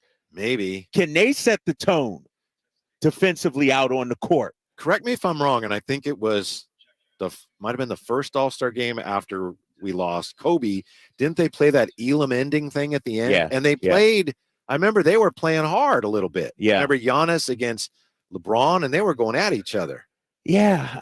And that's where you don't play by clock. You have a target score. Maybe they need to try that because it worked, at least in the short term, the first time. Yeah, first time it out there. But these last few, it's just been terrible, man. And I don't know, Whitey. I mean, it's like watching layup line. It really is. Like, guys aren't challenging, at the rim. it's like parting the seas, like the guy drives is like, all right, let him go through, let him get his. And I don't think fans want to see that. Like, we want to see guys make tough shots. We want to see solid defense. We want to see a competitive game. And these players just aren't giving it to us right now. Yeah, the All-Star game used to be a spectacular event, but now Umbrella Lady is infinitely more entertaining than the NBA All-Star game, right? How about it's not even close. How about this too, Whitey? And I remember, the game in Utah, Fox and Sabonis were there, and they even looked like they didn't want to be a part of it. It was a sham, in terms of the actual game and how competitive it could be. And so, no, you're right, man. Like, the highlight 2 years ago was Mac McClung winning the dunk contest, and they carted him out. Nothing gets him. Right. Yeah. It did put him back under his little rock, a little hole in the wall, and we hadn't heard from him since until the next dunk contest. But yeah, I hate it to go to route. Like the groundhog, he just only comes out for once a year, right? See if he sees his shadow and then trots back in. But I would hate for it to go the direction of the Pro Bowl. Like, do you watch any of that No. NFL stuff? No. Pro Bowl and all that? No. Yeah, I'm with you, man. And here's the thing. But people do. That's the other thing. People do still watch it. Yeah. But here's the thing, too. It's at the end of the season. This is supposed to be the NBA's marquee mid-season event. Mm-hmm. And now people are like, we don't care. Yeah. Like, it's not exciting anymore. Yeah. They used to try to beat each other. Yes. Some people have weighed in. Nate Jones, I think it is on social media. He's an agent guy and connected to the league. He says part of the problem is you're asking these guys. All-Star Weekend used to be about basketball. Now it's about everything but. It's about doing agent appearances. It's about doing sponsorship appearances. It's about, going to the parties, like all this. And then the actual basketball is on the back burner, And so guys are like, after doing all these events and all these things, to actually go out there and lay it all on the line for a meaningless in terms of, wins and losses basketball game, it's hard to do. Well, if anyone can find a solution, it's the smartest listeners and viewers in radio and YouTube. So let's see what they have here. Farmer Bleezy 22. What if they moved it to the end of the season like the Pro Bowl? I don't like it, but no worries about injuries. But that would mean like after the finals, that would be too late. Yeah. If you do it before the playoffs, then you got the same problem. Guys who are all-stars that are playing in the playoffs are not going to play. And then Cole G gives it a try. He says the conference that wins gets extra load management days off. And he says, I got nothing. So. I got nothing. Appreciate the effort. Right. Exactly. Yeah. That's yeah. What about home court? Home court advantage. When they did that in baseball, I think I was the only person in the world that liked it. You like that? I did. And no one else does. Right. Because it was a disaster. Because it was terrible. Teams play 162 games, lay it on the line, and then you got some meaningless game in July. But otherwise they just alternated it. Yeah. So what's the difference? Yeah, that's true. Yeah. That's true. Coming up here, why the Kings are according to The Athletic and our buddy Law Murray, why they're in a, quote, good place. Next with the Drive Guys on Sacktown Sports. Online, easy way to get life insurance in 10 minutes. Ethos has rates that you can afford, like a $500,000 policy for a 40-year-old male starting at $1 a day or $30 a month with a few health questions and no medical exam. Get your free quote right now at checkethos.com. That's checkethos.com. Not available in all states. Rates do vary. All right, gentlemen, this is Emmett Smith on behalf of Depend, and I've got the perfect play. Run straight to your doctor's office for a life-changing kit. Because when prostate cancer is caught early, it's up to 99% treatable. And one blood test might be all it takes. And now through November, Depend is donating to the Prostate Cancer Foundation for select purchases. Talk about a great play. From September 1st to November 30th, Depend is donating 40 cents to the Prostate Cancer Foundation for Depend Shield Guards Real Fit products purchased in the U.S. up to a maximum of $300,000 void in Mississippi. Ready to make this Christmas unforgettable? Shop early and save at Prestigio Jewelers' biggest Black November sale ever. For over 30 years, Prestigio Jewelers has offered in-house financing and fine jewelry. Guaranteed credit approval between $400 and $10,000 with no money down options. Prestigio Jewelers, the perfect jewelry, the perfect price, helping you build perfect credit. with locations in Sacramento, Stockton, Merced, and Fresno, or online at prestigiojewelers.com. Black Friday savings on now on the all-new 2025 Silverado at Maida Chevy. With $8,000 off MSRP after rebates, every new 2025 half-ton LT, RST, LTZ, and High Country in stock at Maida Chevy. Maida Chevy has one of the largest selections of new 2025 Silverados in the Sacramento area. $8,000 off new 2025 Silverado at Maida Chevy. Now that's big, huge. MaidaChevy.com. Together, let's drive. Not available with special financing, leasing, and other offers. Ends 12/1/24. Source internet search 11/2/24. Facts are facts, and the facts show that for eliminating hip, knee, back, leg, and foot pain, it's the Good Feet personalized arch support system, clinically proven to provide significant pain relief in only 4 weeks. Good Feet arch supports are designed to help put your feet and whole body back in pain-relieved proper alignment. Good Feet arch supports are HSA and FSA eligible. Book your free fitting at Good Feet in Sacramento, Roseville, and Vacaville. KHD1 Sacramento, KYMX HD3 Sacramento. Your home for Kings basketball for over 25 seasons. Hammer time thrown down by the league. From the Power Business Technology Toshiba Studios. Sacktown Sports, 1140.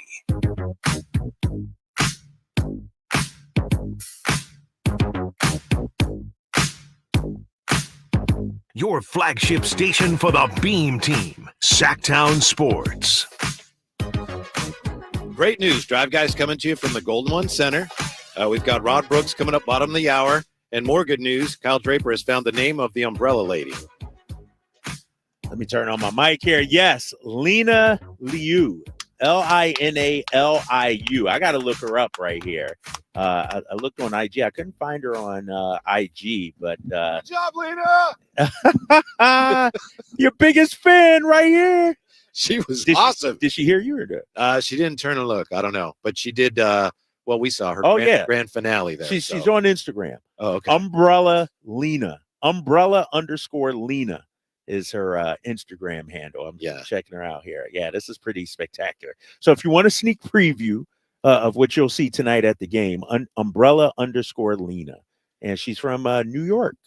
Okay. Says. Now, I'm not overselling it, am I? No, not at all. Okay, yeah. And according to her bio, it's world-class umbrella foot juggling. Yeah. Yeah, see? I didn't know that was a thing. She might be the only one, too, in the world like that. Like, sir, who else? I bet there's another one, and if you asked her about her, she'd go, oh, she sucks. Right, exactly. They're rivals, seriously. I never liked her. Oh, man. Yeah, this is going to be fun tonight. She copied my style, Yeah, which one was first? She's carrying the umbrellas off now. That was quite a show. So, yeah, I know you got things to do at halftime, but if you get a chance, you might want to check it out tonight. I know Emron's going to the game tonight. Emron, you might want to stick around. You hanging courtside with him again? Not this evening. Not this evening. You guys usually got the courtside seats and everything, hanging out. I'll be checking you guys out. Yeah. And Kyle Draper tonight, pre and post game, right? Yes, pre and post tonight. I'll be with Chelsea Gray, the 3-time champ, 2-time Olympian, gold medalist. So it'll be me and Chelsea Gray tonight. Now, you work with a lot of different people as analysts on the pre and post. I know you're doing a game, it's you and Katie. Do you have to kind of be like a point guard and know how to set up the different people? Yes. Yeah, 100%. And, I haven't worked with Chelsea a whole lot, so I'm still feeling out. It's like you said, being a point guard. What's her spots? Where she like the ball on the court kind of thing. And so, yeah, it's a different chemistry. Work with Mike, back when I worked with Kenny Thomas, it was just two guys, shooting a mess, but when I work with Morgan, I got to tee her up a different way. And so, my job is to make their job easier. Basically, that's my goal, is to make their job easier. Yeah. Which one of all it's probably Deuce, but of all the people you work with, who's just the biggest prima donna, the most difficult to work with? Oh, that's a good one, man. It's probably Deuce and Mo. Yeah. No, they're all good people. I know. Nobody's, Mike Bibby's kind of a prima donna, though. Like, he's my guy. He's Mike Bibby, right? He we'll go down to the lounge, row 1 lounge, and get dinner or something. he'll have them go like across the arena to the other lounge to get them some salmon or something.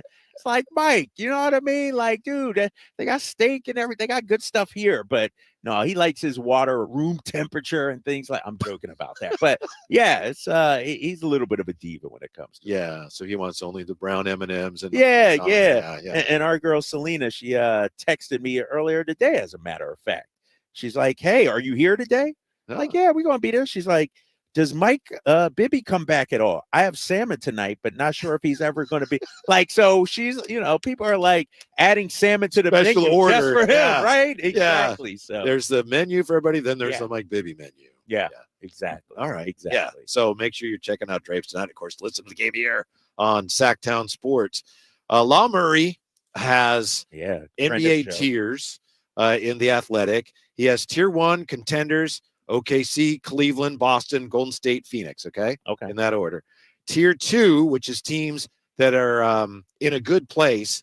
He has Dallas, Minnesota, Denver, Sacramento. So tier 2. Okay. Yeah. So that's like 1, 2, 3, 4, 5, 6, 7, like 9th in the, not in the West, but in the entire NBA. League. Yeah. Okay. Yeah. All right. That's it right now. We got to get Law on Friday. Clippers come to town. Okay. He covers the Clippers. Yeah. Let's get Law on this week. No, that's respect.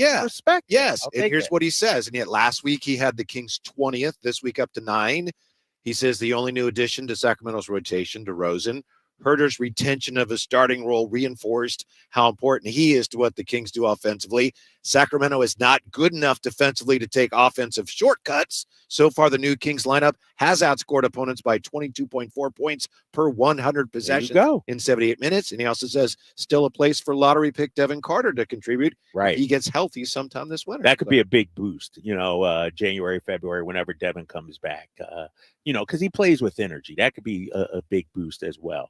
And, I love the fact that here we are 4-3, not really playing, our tip top level of basketball. And a guy like Lowell Murray, who sees all the teams in the league, he covers the Clippers. He goes around the league, has us as a top 10 team. That's pretty impressive. Yeah. Because we're not even hitting our stride yet, Whitey. Wasn't he the one that we were talking to and you asked him about DeMar? And he went on and on about how great DeMar is. And then you asked about the Kings and he yeah. And you said, wait. And he said, I like DeMar. I didn't say I like the team. Right. He's warming up. But he's warming here. up to the squad. Yes, exactly.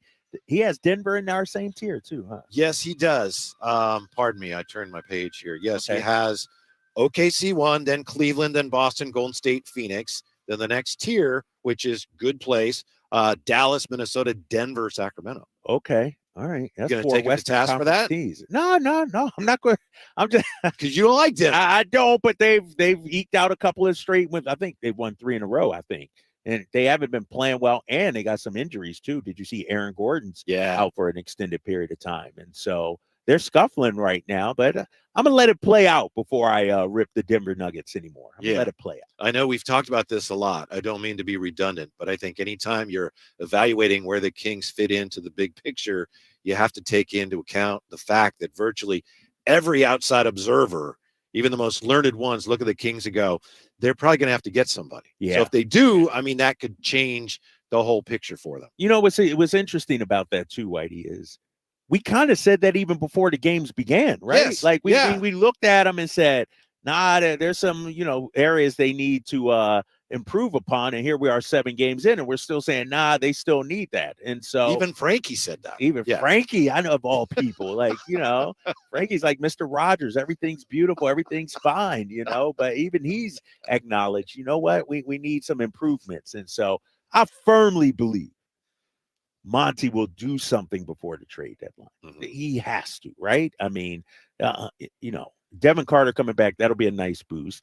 But the front court, we talked about it. Like we don't have a whole lot of depth there. And, maybe O-Rob is the magic pill. He comes back, turns into like Orlando Shaq or something like that. Who knows? But we got to get better somehow. Now, if there was an award for best guy on a new team or best first year with a new team, there's not.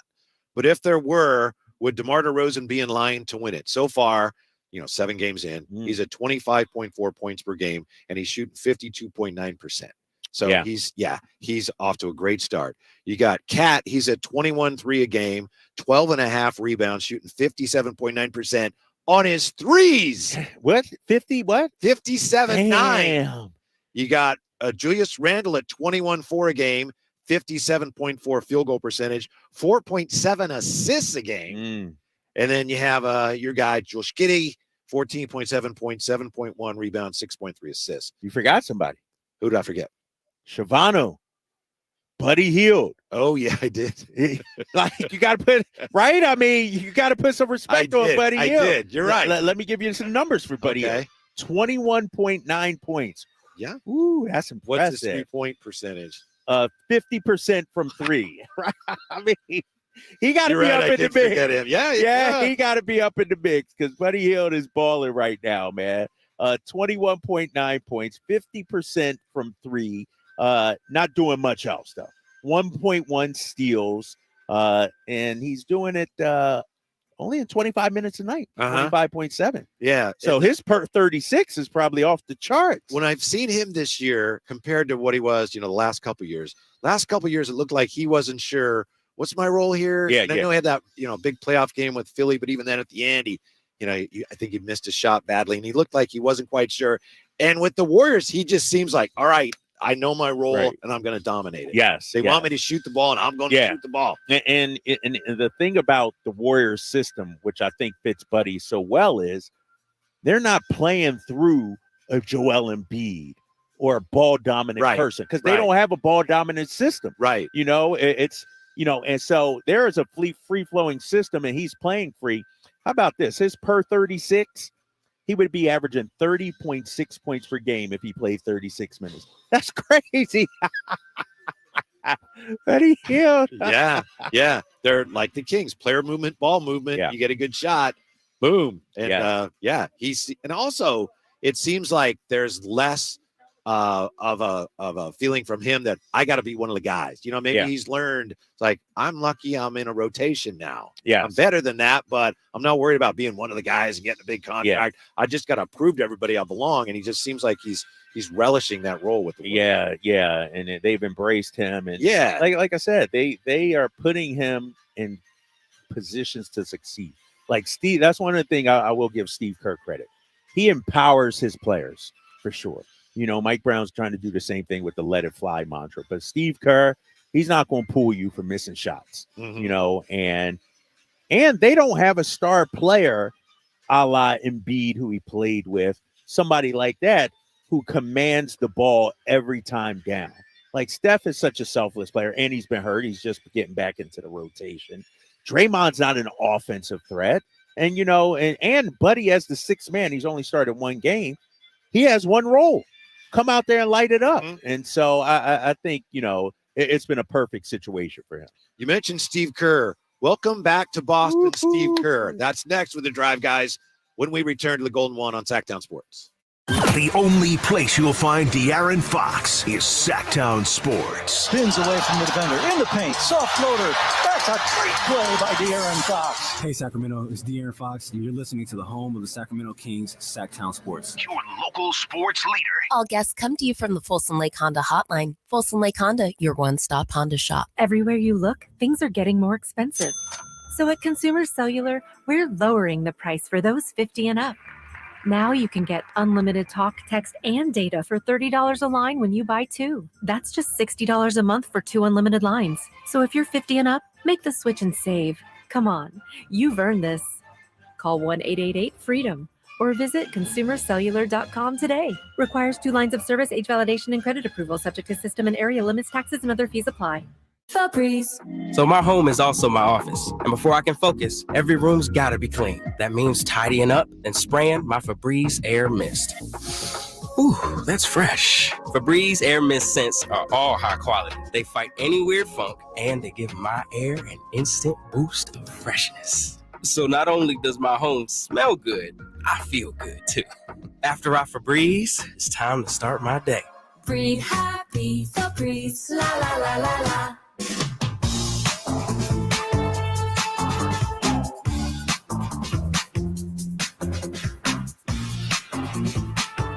your home for Kings basketball for over 25 seasons. Sacktown Sports. Yes, the Kings taking on the Raptors, trying to dish out some revenge tonight against the Toronto team that beat them last week. Big night in the NBA after taking last night off. Thanks for that, NBA. That was wonderful, huh? Maybe I'll watch some basketball. Nope, there's no basketball tonight. Yeah. Anyway, among the other games tonight, we've got a rematch, Kyle Draper, of the 2022 NBA Finals. Yes. When the Golden State Warriors, we're off to a 6-1 start. Yeah. Visit Boston to take on the Celtics, or 7-1? 7-1 Celtics. Yeah, you might be right on that. Yeah. They only had a 1 loss to Indiana. Yeah. But outside of that, they've been whooping up on everybody. So that's Steve Kerr's first trip to Boston since the Olympics, when he dished out a couple of DNPs. Bench Tatum. Yeah. Bench. You know Boston. How are the Celtic faithful going to greet Steve I Kerr? got one of my friends. She's a Celtics, like, noted fan. Like, she's a big-time fan. You know, like one of those, sort of like sign lady and sign man. You know, people know her. And she says, quote, Steve Kerr, she tweeted this out, should call out sick if he knows what's good for him.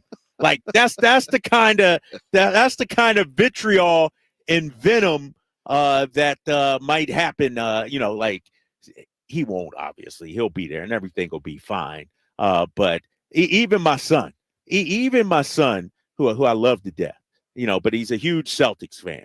He posted on Instagram. I'm gonna pull it up right here. His Instagram story. He says, quote, hope Celtics fans, hold up, let me pull it up.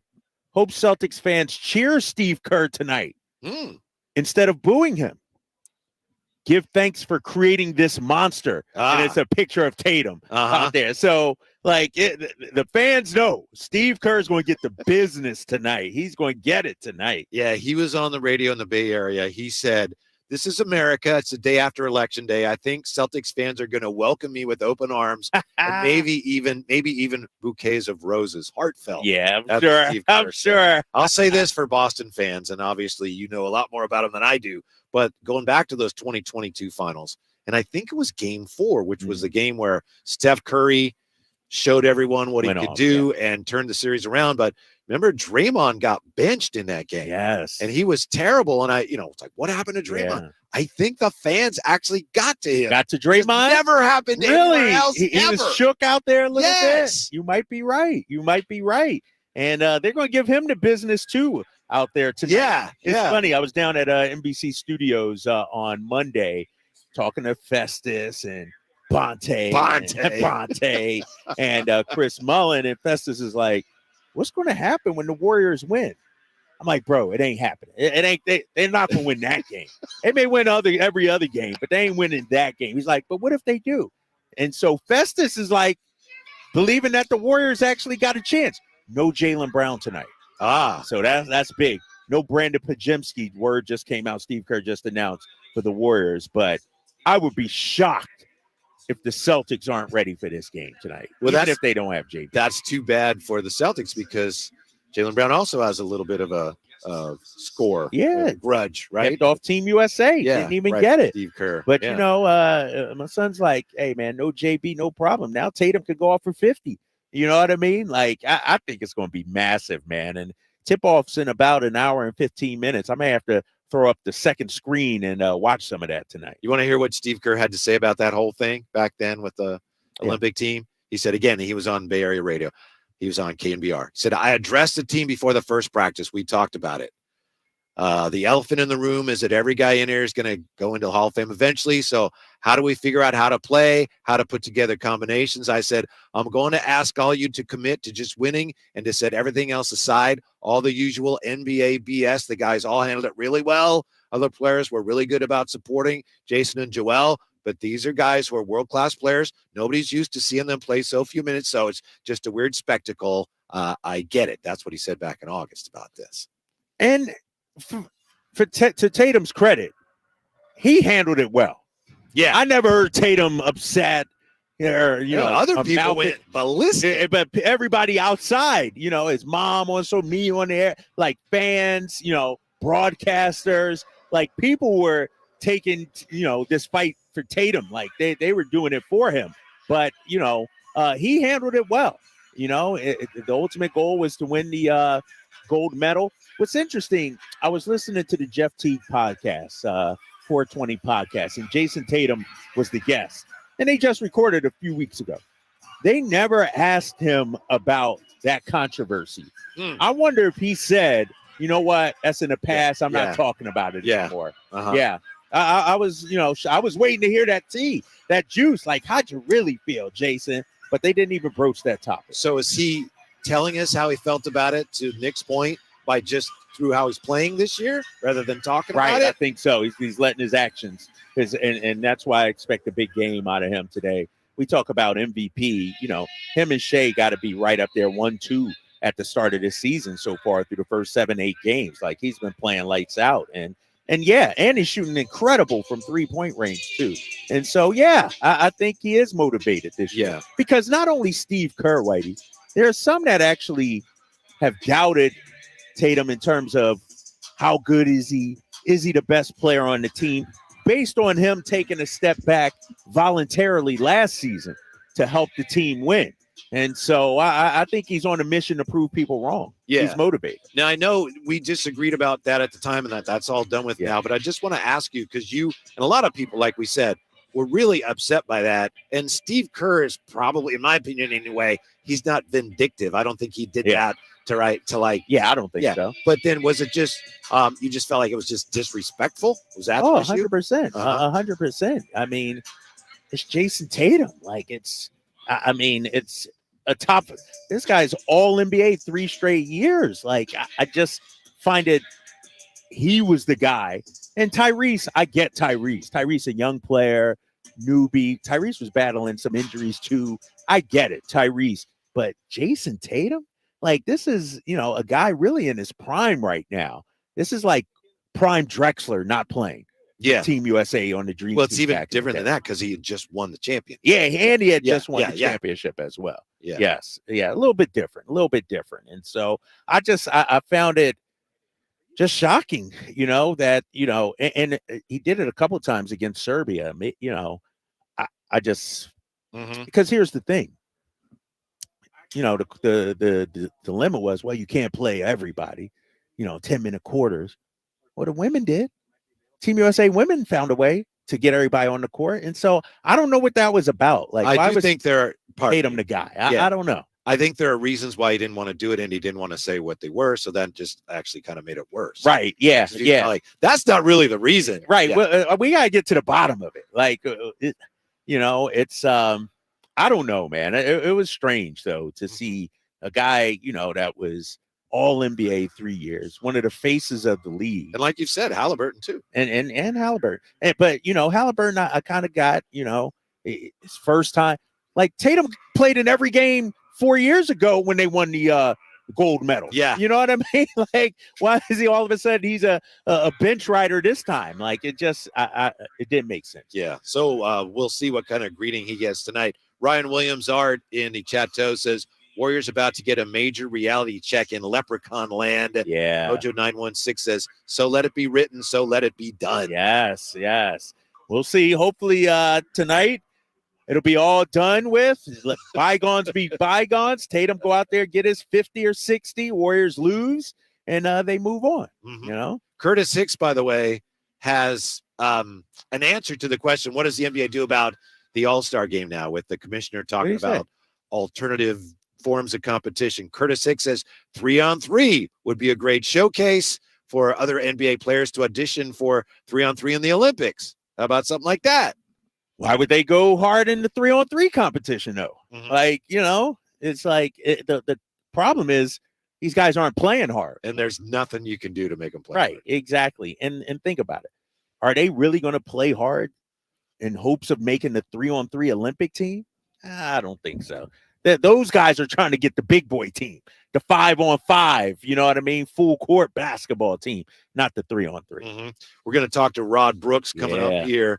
The 49ers, after a bye week, getting CMC back. How you feel about the 49ers going forward? It's all right in front of them. It's starting to come together for them. It's CMC, like Cowboys in a week after this. Like, the schedule's lightening up for them, maybe. Tampa is coming off a loss. They're banged up. things are starting to come together for the Niners. I can't tell if you're just saying that to be nice. I don't even know if I'm just saying that or not, but it's true. Like things are looking up for them, right? It might be. Yeah. There's some optimism, and rightfully so. Got to see how CMC fares, and if he's going to play. He was limited today. Maybe Rod Brooks has some intel for it, but sun's shining outside. So no need to be down right now if you're a Niners fan. Ricky Pearsall might actually play a more prominent role here with Ayuk out. They may actually need him down the stretch. Yeah, you're right. Is Jawan Jennings still banged up too? I think he was limited at practice, but I think he's supposed to be back. Okay. Yeah. All right. Yeah. Tricky Ricky P might have to be a big part of it. Their passing game. All of a sudden, they're just they got competent running backs coming out of their ears. Right. Garindo. He's like your third stringer now. Like, if CMC's back healthy, and he played last game he was pretty solid. And so they got some weapons, man. Yeah, so. I think it's going to be similar to last year. Assuming CMC is back, anything close to what he had been, I think the defense is going to be a much bigger question mark the rest of the way than the offense. I'm with you. The question is, how much does Kyle Shanahan use CMC? Does he use him as much as he did last? Or because you got some depth at that position, you know what? We're going to lighten CMC's load and not use him as much as we did. You know how coaches are.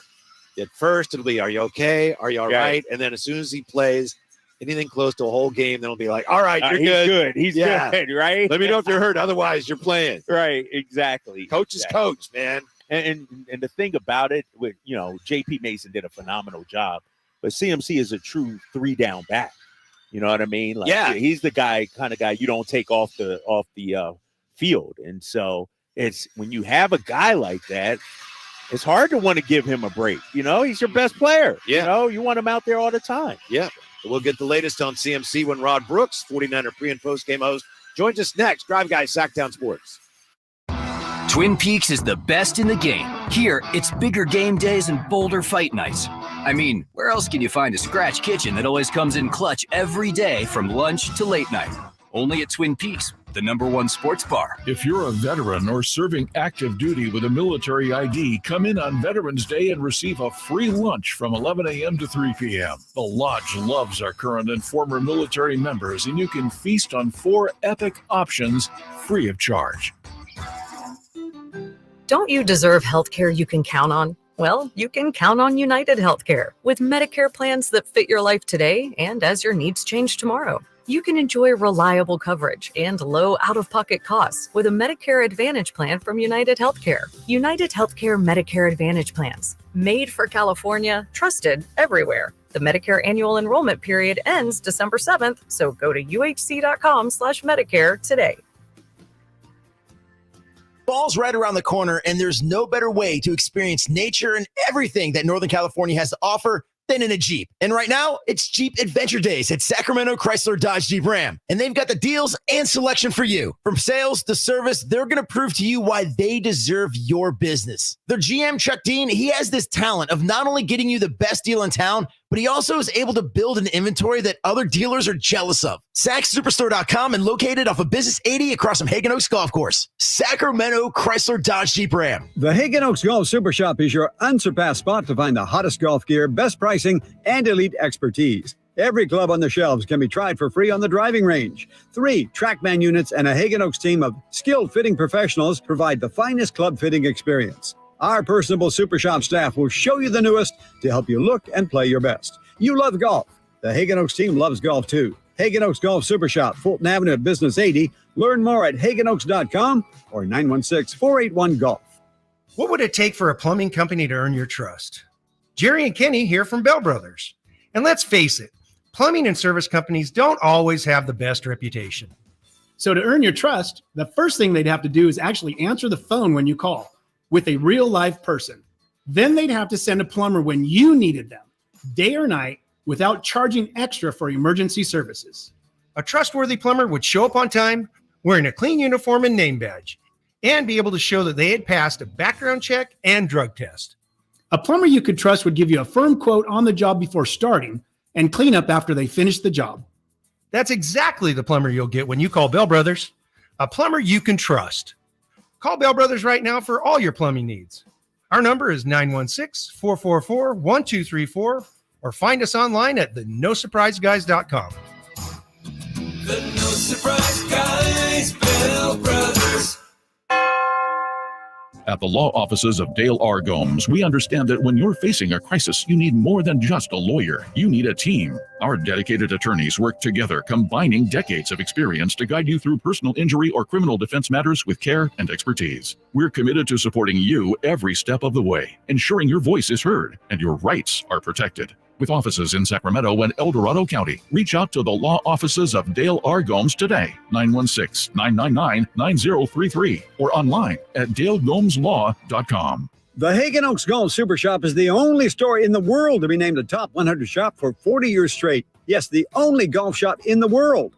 Hagen Oaks Golf Super Shop is your unsurpassed spot to find the hottest golf gear, best pricing, and elite expertise. Try any club on the shelf on the driving range for free and let our staff show you everything you need to look and play better. You love golf. The Hagen Oaks team loves golf too. Hagen Oaks Golf Super Shop, Fulton Avenue at Business 80. Learn more at hagenoaks.com or 916-481-GOLF.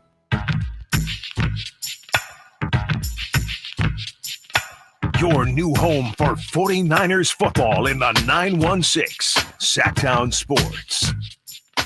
Well, Umbrella Lady has left the building. Presumably, she'll be back at halftime. Yes. And Drive Guys coming to you from the Golden One Center. We got to see the preview of the halftime show. It's tremendous. It was the best umbrella foot juggling I've ever seen.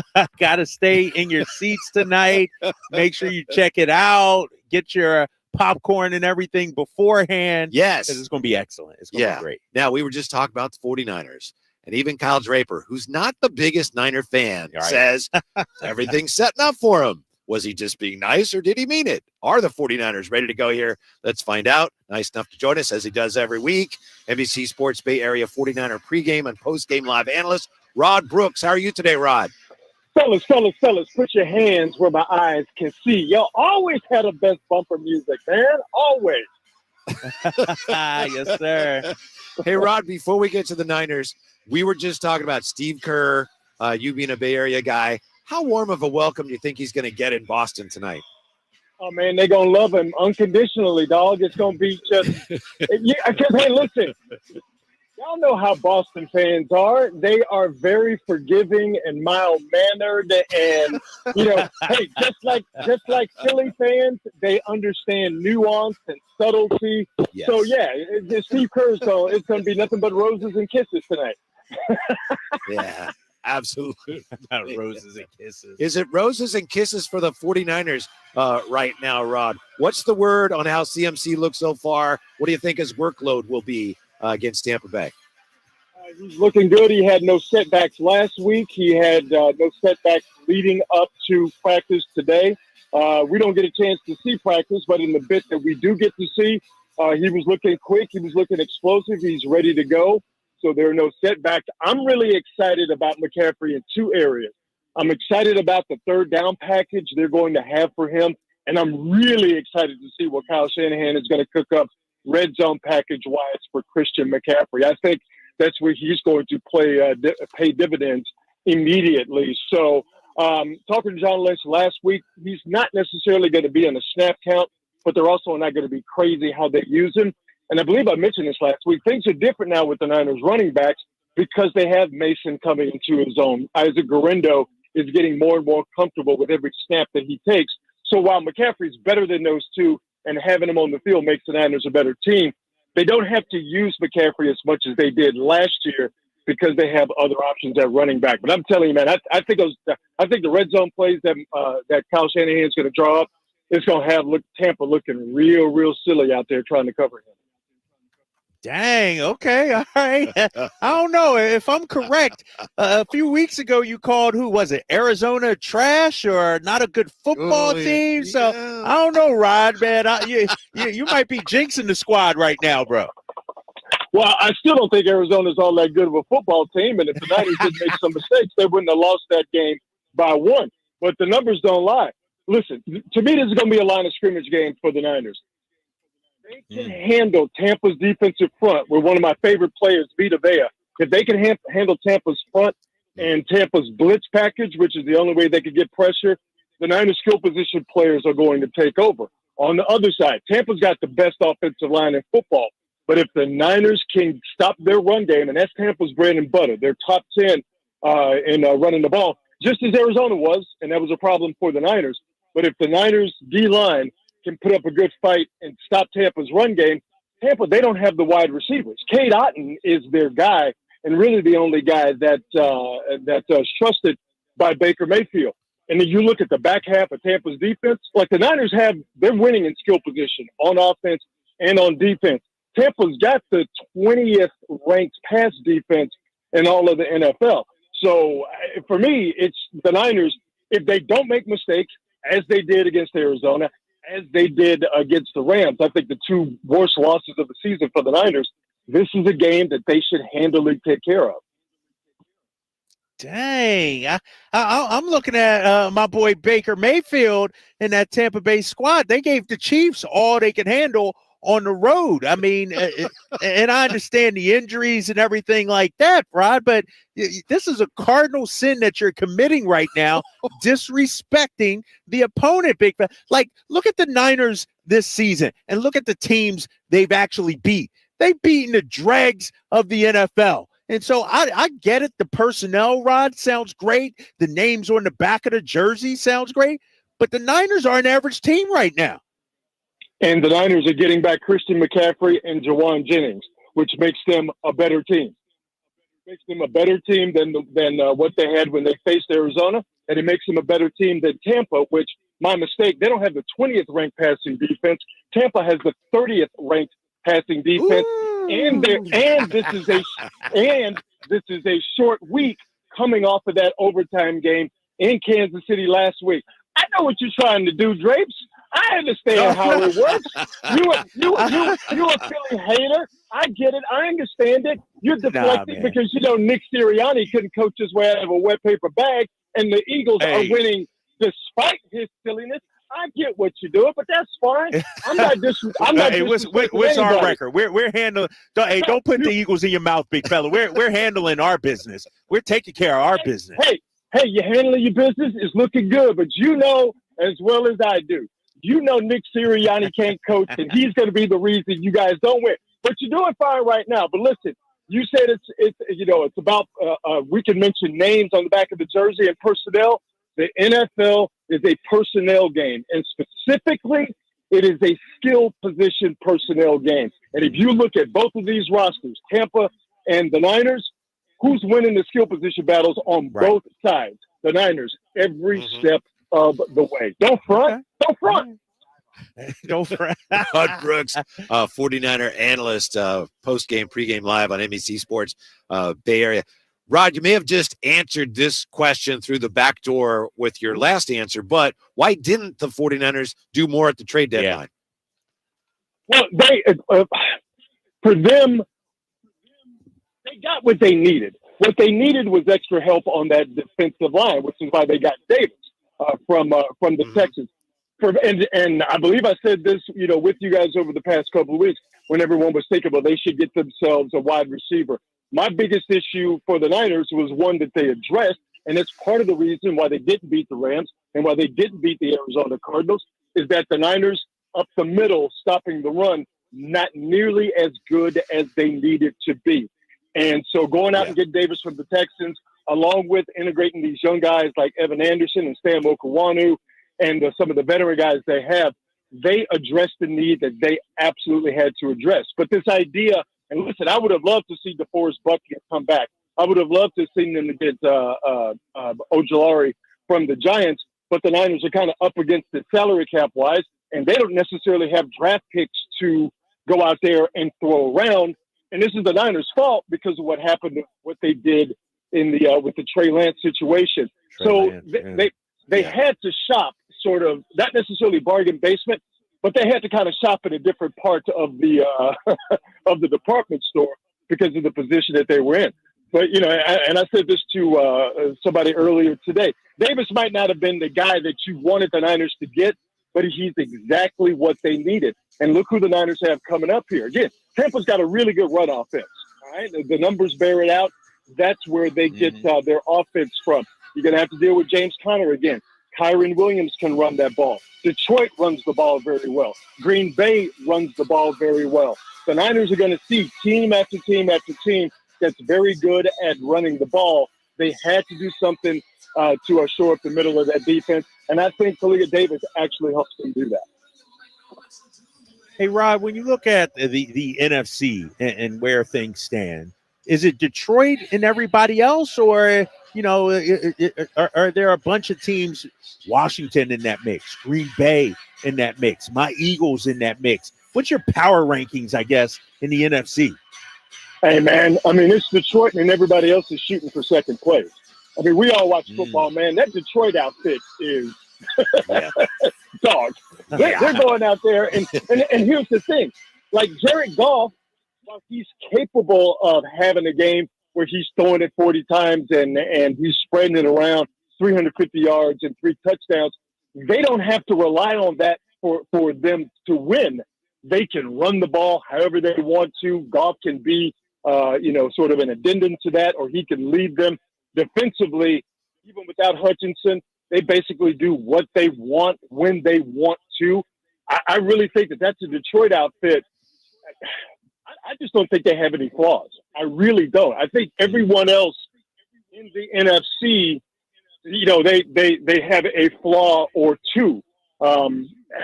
Detroit, man, I mean, you just have to give them credit for who they are and for what they've done. That's a really good outfit. Make sure Eagles are looking good, man. Too. I mean, all nonsense and ribbon aside, that's a good outfit. I still think Sirianni is the coach. I'm not necessarily feeling it. Washington's fun to watch, and I'm giving them all the credit. Yeah. I just feel like they're kind of new to the party, but it'd be ridiculous for me to sit here and say a one-loss Washington team isn't all that good. So to me, it's Detroit and everybody else. But I think there's one thing we can agree on. The Dallas Cowboys are hilariously bad, and that is good for the country at large. Yes. I got to tell you, though, I like it better when you guys are taking shots at each other than when we're all talking about how good the Eagles are. Right. Yeah, that little of that goes a long way. Finally, you guys are coming around to my But side. I get it. We are contractually obligated, Rod, to ask you one Brock Purdy question. So if the Niners continue to face a lot of man-to-man coverage, are we going to see Brock Purdy run even more? Yeah, I think so. And here's what's going to be interesting. And this goes back to getting Christian McCaffrey back and Jawan Jennings as well. Part of the problem for the Niners is when they get manned up, they didn't have guys that could break that man coverage. They didn't have guys who could get who could get away from it. And that was causing Purdy to hang on to the ball and move around and try and fit the ball in the places that he didn't necessarily want to. I think the first half of the Cowboy game and then the second half of the Cowboy game sort of flipped the switch in Brock Purdy. He was trying to do a little too much in the first half of the Cowboy game. Second half of the Cowboy game, the Niners started to run the ball better. He started to use George Kittle. He started to do things more around the line of scrimmage. And that's more Niners football with Brock Purdy at quarterback. So long way of answering your question. Now that you're getting McCaffrey back, Debo's is kind of dealing with the rib thing, but he's getting into the mix. And with Jawan Jennings, now you have guys that can put some pressure on man coverage and be able to break it. So he'll be able to go downfield. But then now they're going to have to get in the zone. And when they get into zone, that's where Brock Purdy really starts to pick up. And that's where Brock Purdy really starts to spread the ball around. And with Tampa, like I said before, it's a Todd Bowles team. They blitz. That's how they get pressure. If they can hold that up and they can get into that zone, I really do think that this game is not going to be close on Sunday. I really do. And in terms, my final question, Rod, in terms of CMC, what happens with J.P. Mason and Garindo going forward? I mean, we saw how much CMC was used last season. I imagine they bring him along slowly. But even when CMC is at full strength, is it imperative that Kyle uses some of the other weapons in that backfield? Oh, yeah. But now he doesn't have to use them out of necessity. He can use them and it actually be a part of the Niners' bigger plan offensively. You dig what I'm saying? It's like, we got to get a rest from McCaffrey for a play or a series. Let's just throw Mason or Garindo out there and hope for the best. No, you put Mason out there You're going to get a guy who's going to run hard between the tackles. If he gets to that second level, he can either bounce off a guy or make a guy miss, and he can run away from a guy. Gurindo is the guy, if he can just really get down to that one cut upfield, he can get to a second level and hit a home run. And Mason is good at picking up blitzes, which is how you stay on the field as an every down back. Gurindo, he's not at that point. But I think the bigger picture does remain is that both of those guys are good running backs, and they work within the framework of this, obviously, run-oriented Shanahan offense. So, yeah, they're going to be smart with McCaffrey. Like I said, I think his main impact is going to be on third down and in the red zone. But they're going to be smart with him. But you can use Mason and Gurindo, and it's not going to be a situation where the defense, they look and go, oh, okay, McCaffrey's not in there. Now we don't have to worry about those guys. Yes, McCaffrey's better, but if you're not worried about Mason coming at you and either running over you or run by you, then you need to be worried because he's clearly proven that he's one of the best running backs in the league. His yardage numbers prove that. All right, Rod, thanks. We appreciate it. We'll be watching you on the TV. Enjoy the game. We'll talk to you next week. Hey, man, be watching you. Always appreciate the time, fellas. We'll talk next week. All right, thank you. All right, Rod Brooks. Speaking of the 49ers, yeah, take care, Rod. Guess what? Dan Orlovsky says there's an NFC West team on a Super Bowl path, and it's not the Niners. NFC West team? It's not the Niners. We'll tell you who it is next. Man. All right. Drive Guys, Sacktown Sports. Black Friday is on its way at Fasteners Inc. Tool Outlet, and there's no better place to shop for all your power tools. Low price Makita Bear tools starting at $89, Makita batteries starting at just $49, and many more of the year's hottest deals. November 25th through December 2nd. That's right, one whole week of crazy deals on power tools. So don't forget, our Black Friday sale will be November 25th through December 2nd. Check us out at 6701 Power Inn Road or online at fastenersinc.net. Welcome back to another exciting game day. Grab your rally towels, throw on your jerseys, cheer, shout, and save on your gas. That's right, sports fans win big on home game days. Score instant savings of 25 cents per gallon on Shell V-Power Nitro Plus Premium Gasoline with the Fuel Rewards program. And that's a victory for you and your tailgate team. Download the app, join the Fuel Rewards program today, and game on. Restrictions apply. Limited time. At participating Shell stations. For more details, visit fuelrewards.com. I'm Brian Tedesco, CEO of Blaupunkt Americas, the pioneers of the car stereo. Today, we're not just about sound systems. We are revolutionizing the e-bike scene with Blue Dot Bike. Thanks to AmericanEagle.com, our online presence now features a dynamic e-commerce website that showcases the quality and affordability of our foldable e-bikes. And our collegiate e-bikes, just perfect for the college fanatic. These e-bikes offer a new way to experience freedom on two wheels, no matter your age. When we needed a top-notch website to match our cutting-edge e-bikes, we turned to AmericanEagle.com. They made the impossible seem easy, tackling digital challenges like pros. Check out the Blue Dot Bike website to see AmericanEagle.com's amazing work in action. Need the best in website and digital marketing solutions? AmericanEagle.com is your go-to. They've been a game changer for us, and they can be for you too. Visit AmericanEagle.com or call 877-WEB-NOW-1. That's 877-WEB-NOW-1. Power Business Technology is proud to be 100% independent, locally owned, and managed Toshiba copier dealer. Local ownership cuts out the red tape, allowing ourselves to never be too busy to personally answer the call when our clients need us. Recognized for excellence in service execution, training, and customer service, we're proud to be named a 2022 Toshiba ProMasters Elite Dealer. Contact us today for all of your business printing needs at 844-POWER-BZ. That's 844-769-3729, or visit us at PowerCopiers.com. Hey, what's up, everybody? It's your boy Drapes here for Mercedes-Benz of Stockton. Now that fall is here, now is the perfect time to head to Stockton and check out a new Mercedes-Benz. I had the opportunity just last week to drive an all-new S-Class 550, and let me tell you, it was a sweet ride. The moment I hopped in, I felt like I was in a world of luxury. From the steering wheel to the seat cooling and even the power of the engine, I was impressed. And then, of course, when I hopped into my Mercedes-Benz EQS SUV, I felt the same thing. So hurry in and take advantage of the Mercedes-Benz incentive bonuses up to $15,000. And they have tons of pre-owned vehicles as well, including C-Class sedans, GLC SUVs, and a whole lot more. Take it from me, you won't be disappointed. So take the short drive down I-5 to Mercedes-Benz of Stockton or online at mbofstockton.com. Hey, this is Greg Papa. Are you working through a major insurance claim? SunPoint Public Adjusters can help. SunPoint prepares, presents, and negotiates your claim with the insurance company, working only for you, making sure you get everything you're entitled to, not what just some adjuster working for an insurance company thinks you should get. Call SunPoint today at 888-247-7865 or contact us at sunpoint.us. SunPoint Public Adjusters, the gold standard in public adjusting. License number 2N14884. Live and local, 6 a.m. to 6 p.m., Monday through Friday. Sacktown Sports. Golden Wand Center, Drive Guys, Kings tonight, and the Toronto Raptors.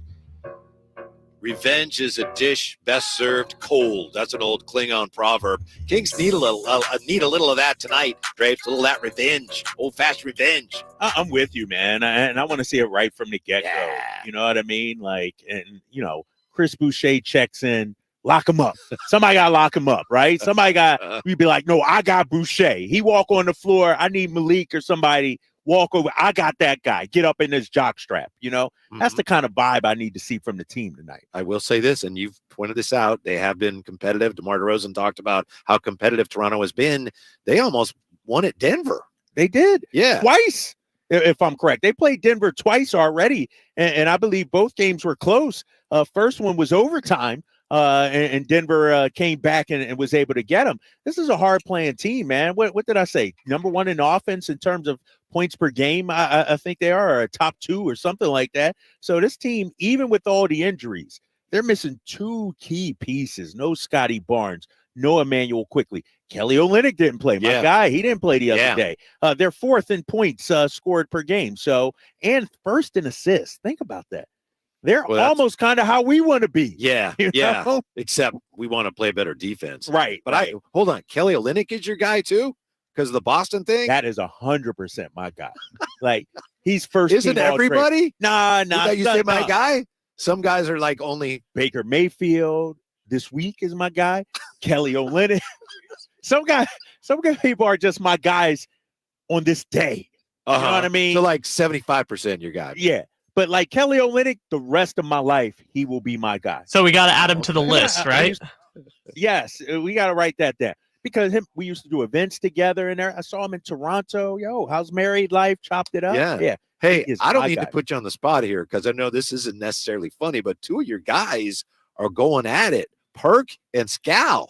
Did you hear about that? Yeah, but Scal's losing his my guy card. Oh, is it? Yeah. Scal, as I understand I didn't hear, like, are they really going at each other? As I understand it, Scal said something after the finals last year that the team had banned Perk from being around the team. Part of the Celtics. And then Perk was just on somebody's podcast very recently, and he said, no. He said, and I like Scal too, but no, that's not the case. He said they were upset about something he said, but Joe Mazzulla wanted to sit down with him. So anyway, you have Perk going after Scal. I know those are both your guys. They are. We've had both like on our show. 2008 champions. Yeah. They done battle together. And so, you know what Perk said? He said when we won that championship in 2008, he said Scal's a guy that was in street clothes. Then he went into the locker room, put his jersey on. That's so true. for pictures, he'd have his jersey on and look like part of the team. 100% true. Like that story is 100. And Scal went up to the podium, with his uniform on, and basically said, in 5 years I'll be this. In 10 years, in 30 years, nobody will even care and remember. So that he didn't play. And so, but no, Big Perk is always going to be my guy. Oh, but Scal, you said is sliding down. Yeah, Scal's sliding a little bit. He's sliding a little bit. I be listening to Sirius XM NBA radio. Yeah. Him and Frank Isola in the morning, and I don't know, man. Some of the stuff they say, I can't vibe with sometimes. Okay, all right. Yeah, Scal is very sometime my guy. He's sometime my guy. How about is Dan Orlovsky your guy to any degree? Nah, not a single day, not a single hour. He's never been my guy. What's he doing now? Dan Orlovsky yesterday was on NFL Live, and he was talking about, the NFC and how good the Lions are. We were just talking about this with Rod Brooks. And here's the team that Dan Orlovsky says you got to watch out for in the NFC West. Oh, the Rams can win the whole thing. If they stay healthy, they can win the whole thing. Oh, my goodness. They absolutely can win the whole thing. If they stay healthy, this is a team that has a phenomenal offensive line. They got to get healthy there still, interior-wise. Their pass game is as good as anybody's in the league. When they have both Cooper Kupp and Puka Nacua, their pass game is dynamic. Stafford's playing just as good as he did last year. Their run game with their two backs. Kyron Williams is one of the most complete backs in the NFL. And let me tell you about their defense. I think their young defensive line is the best young defensive line in football. Dude, Byron Young, Jared Verse, Kobe Turner, they got really good young defensive line. They got to stay healthy, specifically on the perimeter. Both of those guys matter. They don't have a large wiggle room for error, but this team could absolutely win the whole thing. Dan Orlovsky, I think if the Rams stay healthy, they win that division, and they can beat anybody in that conference, Drapes. What is going on? They can win the whole thing. Yeah. I mean, I know they're playing better. Won 3 straight games, getting healthy at the wide receiver position. But Dan, come on. Come on. They beat a Vegas team that's reeling right now. They beat Minnesota. If I'm correct, was that the game? Did Darnold miss that game or was banged up that game? That was that Thursday night. It was the night of the Kings game against Minnesota. Yeah. And they won at Seattle in overtime, and then I'm looking at, they got Miami and New England. So even if they win those 2 games, I'm not going to give the Rams the benefit of the doubt. I'm not giving them credit. How about when they play Philly? How about when they play Buffalo at San Francisco? They did beat the 49ers once, but but the Niners, I'm not going to give Niners any credit or anything. Do you think he believes that, or is that just one of those, watch what I'm going to say on TV? I kind of know how these things work, Whitey, because I've sort of done them, not on our show, but in TV hits in the past in Boston. You wake up, you look at the standings, and you say, everybody's on Detroit. Washington's the hot team. Everybody's picking. Philly's playing well. Vikings started off undefeated. Green Bay.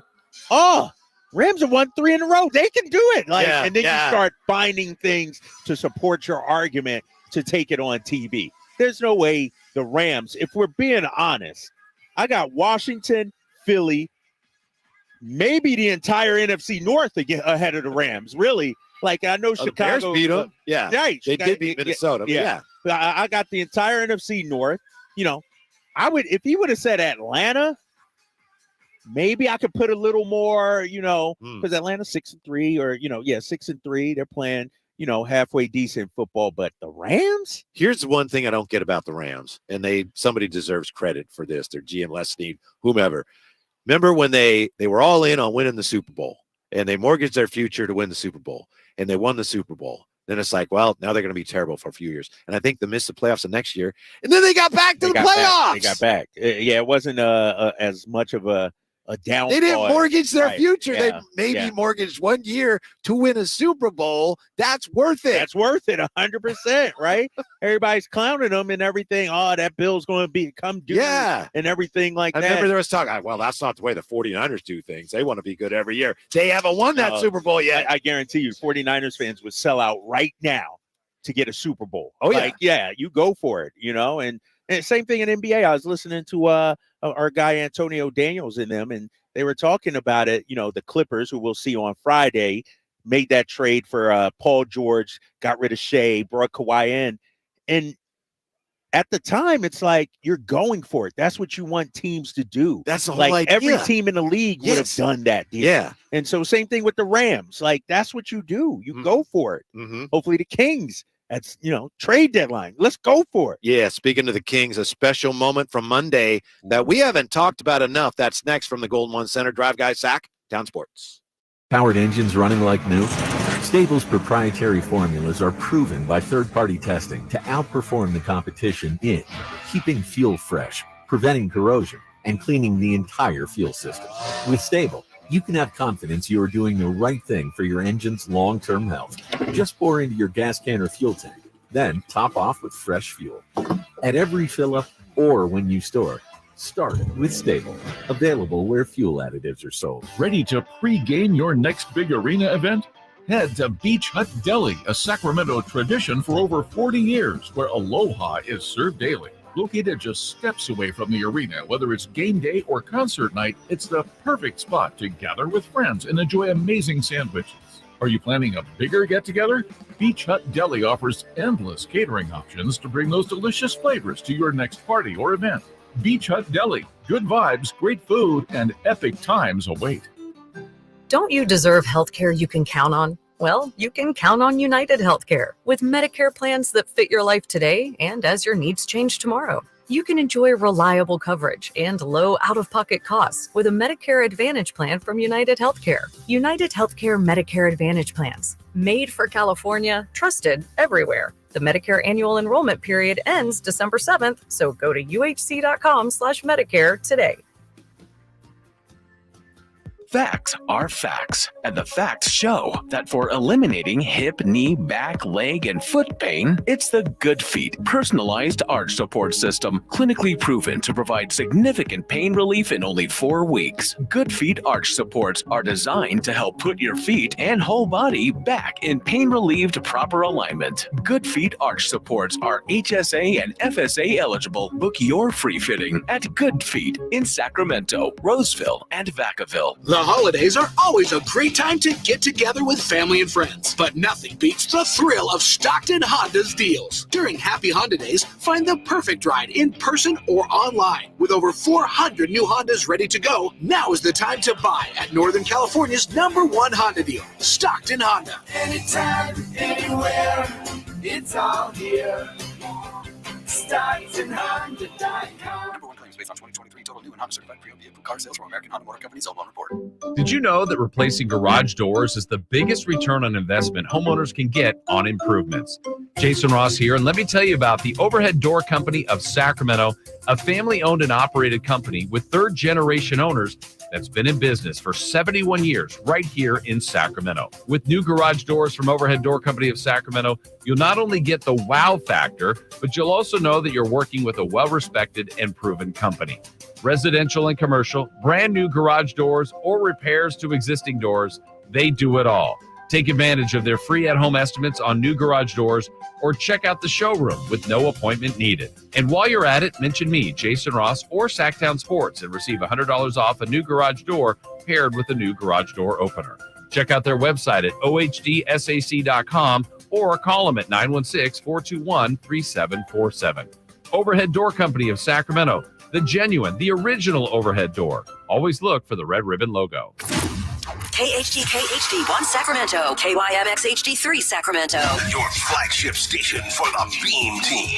From the Power Business Technology Toshiba Studios. This is Sacktown Sports 1140.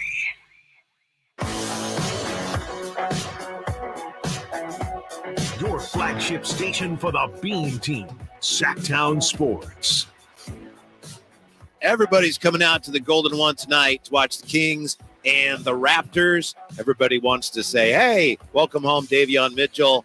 And our own Kyle Ledbetter, who's in over the last couple of days for Jay. I think Jay's back tomorrow. Kyle Ledbetter, of course, doing a great job. But is it true, Kyle Ledbetter, that even you, after hearing about Umbrella Lady in the halftime show, you went online and you got tickets to tonight's game? That is exactly what has happened, Whitey, is that after you sent me the incredible video of Umbrella Lady doing her practice routine, I decided this is a once-in-a-lifetime experience. No amount of money is worth getting to have a once-in-a-lifetime experience like watching Umbrella Lady do her halftime show performance.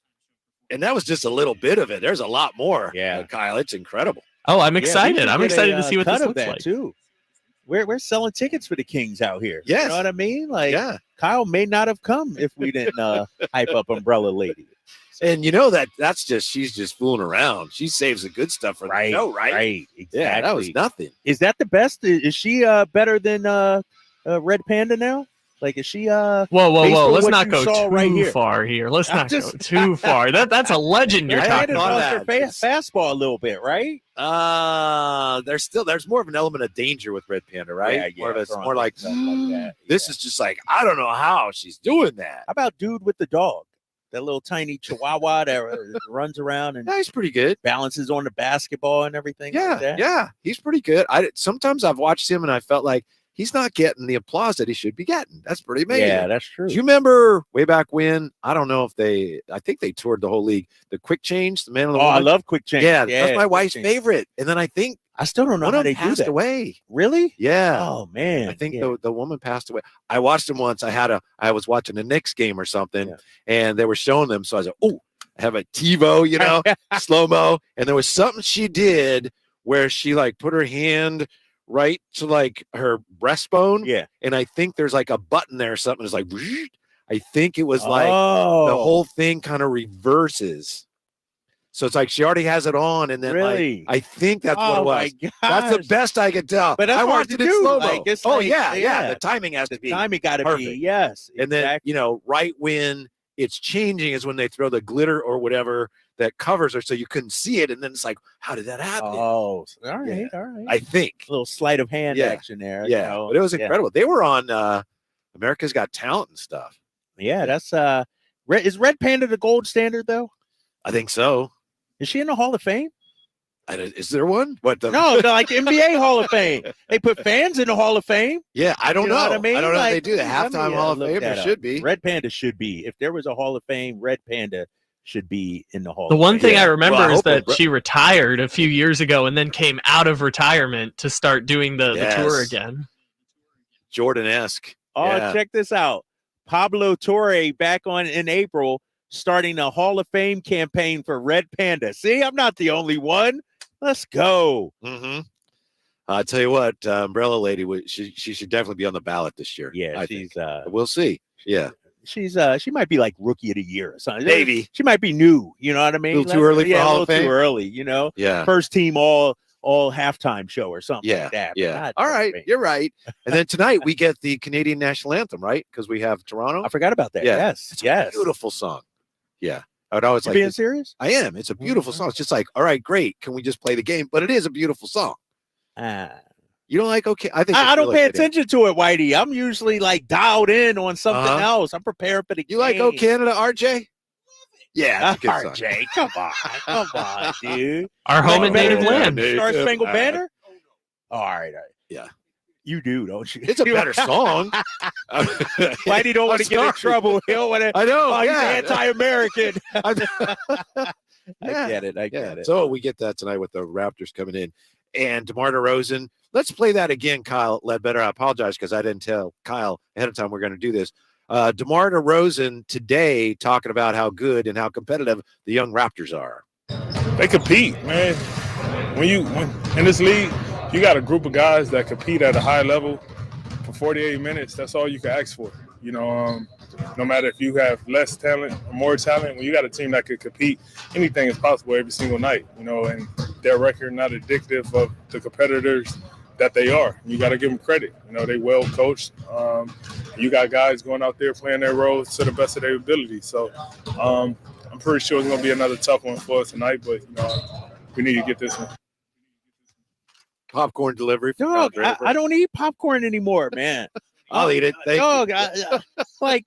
I don't eat popcorn. Like, I walked into the building today at the loading dock, and the guy down there was like, Drapes, here's your popcorn. I'm like, bro, I don't do it anymore. Selena brings the bag up of lunch. There's the popcorn. I don't do it anymore. Now my guy James comes over, popcorn. I don't do it anymore. Watching his diet. Dude, I'm trying to slim down. You don't notice the svelte version of Drapes? I mean, you can see it in the chin too and everything. Yeah. Everybody bringing me. See, this is why I was overweight, Whitey. Think about that. Yeah. I got popcorn dude downstairs bringing me popcorn. I got Selena bringing me popcorn. Now James. How's a guy supposed to stay fit? I will switch over to a healthy snack. Exactly. Let me get carrots next time. James going to start bringing you how about some bucket of carrots, balsamic vinaigrette dressing to dip it into? Yeah, there you go. To dip your popcorn? Yeah. Olive oil, yeah. No, how about it got to be organic olive oil? Drapes negotiating for his healthy snack. Bucket of Brussels sprouts is the way to go. That like, could be seriously, the snack of the future. Yeah. Real quick though, now that I don't eat popcorn, I got popcorn coming out the ass. Remember that one day the dude didn't want to give it to me? Like, I'm just saying, like, the one time I wanted popcorn, the guy was like, nope, Yeah, can't have it. You couldn't find it anywhere. Now everybody's bringing Yeah. me popcorn. Yeah. There you go. All I know, this guy's throwing Bibby under the bus, but I want some balsamic drizzle on top if I can. Look who's talking. Very nice, James. I don't even eat the popcorn that you bring, Grace, but I think that's great. Yeah, very kind. Oh, man. Yeah. Hey, is that racist on the YouTube chat right there from Dennis Youngblood?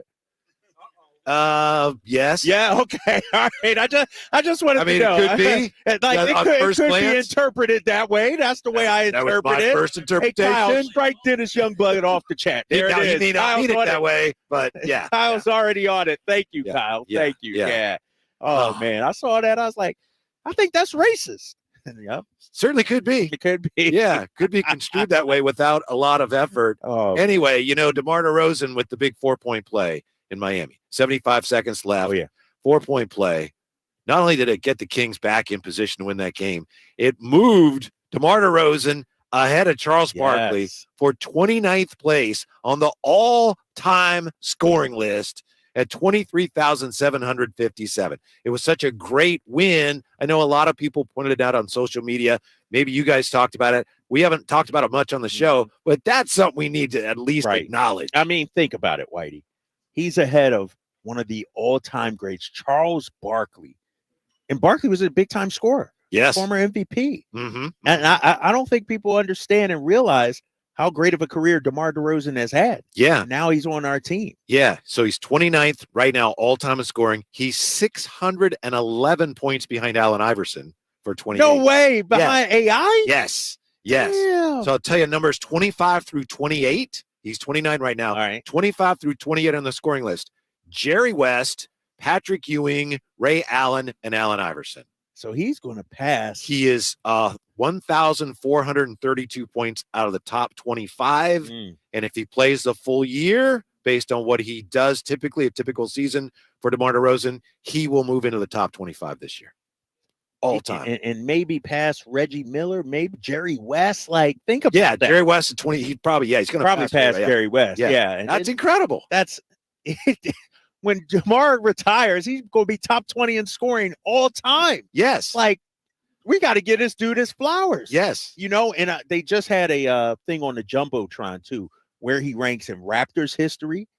First in games, first in minutes, first in points. Like, there's no doubt the Raptors need to retire his jersey. I don't give a damn what Drake is saying. And so, but this guy is an Hall of Famer. And he might not get the flowers he deserves, but we're giving them to him now. Yes, yes.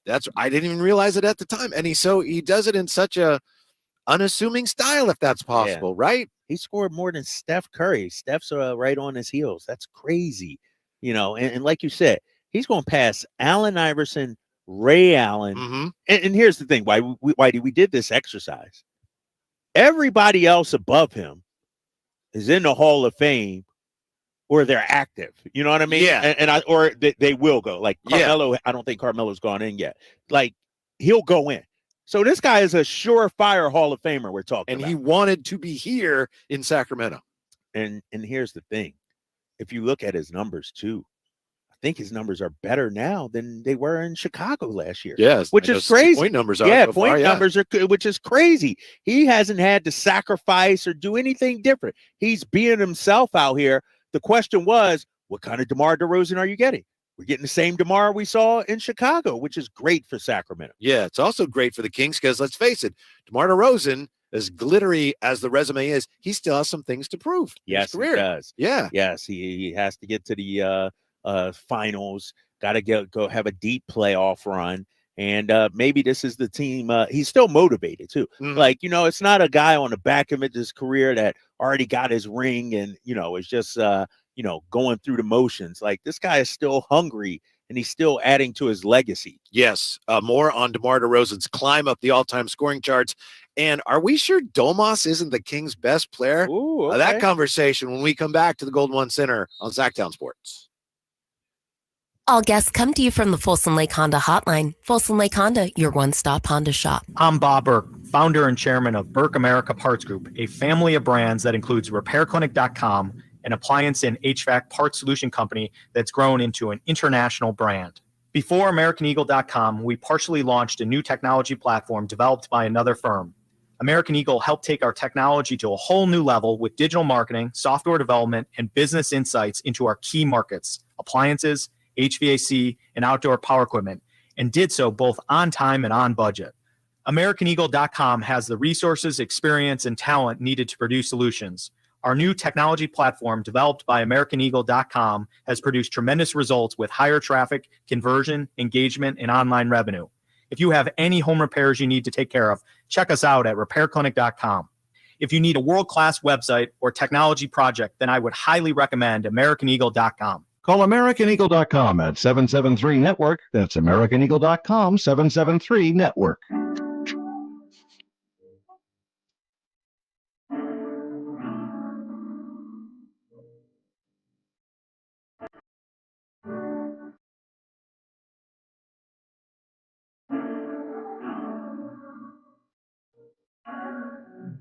Your home for Kings basketball for over 25 seasons. Sacktown Sports. Davion Mitchell returning to the Golden One Center for the first time since the Kings dealt him north of the border. I was a little surprised, Trace, when we talked to Frankie. You know, Frankie said he had been talking to some media members, and there were, I guess there are some people, I don't think Frankie's one of them, some who suggested, oh, Kings fans might not give Davion a warm welcome because he underperformed as a player who was picked where he was picked. But I don't think that's a thing at all. That's not going to happen. No, I don't think there's anybody that views Davion negatively. It just didn't work out. You know what I mean? Like, that happens. You know, it's a lot different than Marvin Bagley or Buddy Hield or something like this guy. We never questioned his effort out there on the floor, you know, and so he should get a standing ovation. I mean, this is one of our most and let's not forget, Whitey, he was on the team that went to the playoffs. That's right. You know what I mean? That's a great point. Like that team, you know, forever should be applauded. And so I don't think, I think he deserves his flowers tonight, no doubt. You know, that's a great point, because if you've been around a long time, you know that anybody on any of the Kings teams that were any good, people remember him here forever. Oh, yeah. Oh, yeah. I'm not just talking about, you know, Peja and Bibby, but, you know, Lawrence Funderburg. Anybody down the list. Yeah, exactly. You're and that team, talking about the team that ended the drought, is a special team. And it's one of my biggest regrets. I didn't get a basketball signed with all the guys on it. Like, because that's one, you know, I want to remember, you know, that team. And I mean, guys like Chimezie Metu and Terrence Davis and guys like that. Davion, of course, like, those guys, you know, should be celebrated when they come back. Yeah, I know it's not the same, but you could still get most of those guys, right? Yeah, I could get most. You know, Metu's not in. I don't think he's in the league this year. Terrence Davis not in the league. He was in the G League last year. Yeah. Yeah, but HB will be back soon when San Antonio comes December 1st. I think get HB to sign it. I think I will do that, actually, Whitey. I think so. Look at the roster and get everybody. By the way, speaking of the Spurs, before we get back to the Kings, I only know what I've read, which isn't a lot. Do you have any insight as to what's up with Pop? I have none. Zero. That's scary. Like, because it's the unknown. And we'll see the Spurs on Monday. Or health incident, for Pop. Yeah, we play in San Antonio Monday, I believe. And so it's I've seen some of the reports out there, and I have no idea what's going on with Pop. Don't mean to put you on the spot there. I was just wondering because, that first report, Shams had the first one, I think, and that sounded really kind of ominous. Yeah. And then after that, it sounds like they've kind of backed off of that and just said he's resting, fine. He just had a health incident, whatever that was. So all the best to Pop. You know, real quick, Whitey, I'm looking at that team that ended the playoff drought. Yeah. I don't know if I'll get Matthew Dellavedova. I think he might be overseas. I don't think he's in the league. That's going to be a tough one. How about this guy, KZ Okpala? Yeah, you know, starting right. He started the season. Yeah, he came in and was a starter. He also never played in the league again after his injury. Yeah, after that. Yeah, Neemias Queta, who got the start for Boston on Monday. You know, he'll come in. I'll get him to sign it. Matter of fact, I was going through my drawer today, looking for some shorts, and I noticed we don't need to know that. No, but I had these King shorts, and I'm like, oh, these look authentic. Then I looked, and it's like number 88 is written on it. Ooh. I think I got Neemias Queta's shorts at the cribs. That's the craziest Right. short story ever. Yeah, I know. How did that happen? I have they gave me some shorts. I said I need some gear, and they like, here you go. And so I got Neemias Queta's shorts at the house right now. You got to bring those in. I might wear them to the game one night when they play the Celtics. You know what I mean? Be like, Neemias, you recognize these? You know? Hey, I need those back. Right. Yeah, it's pretty cool, though. It's pretty cool. So that team, isn't it incredible to look at that roster Yeah. and say that was one of the best Kings teams or the best Kings team of the last Yes. whatever, 15, 20 years, whatever it is. Yeah, you gotta give that team some credit, man. You know, and I could argue they've had more talented teams. Yes. You know, yes. but those teams didn't do what this team did. And so this team, no doubt, should go down in history for the Kings. See, even that team, it did take Mike a little while early in the year to figure out his rotation, right? Yep.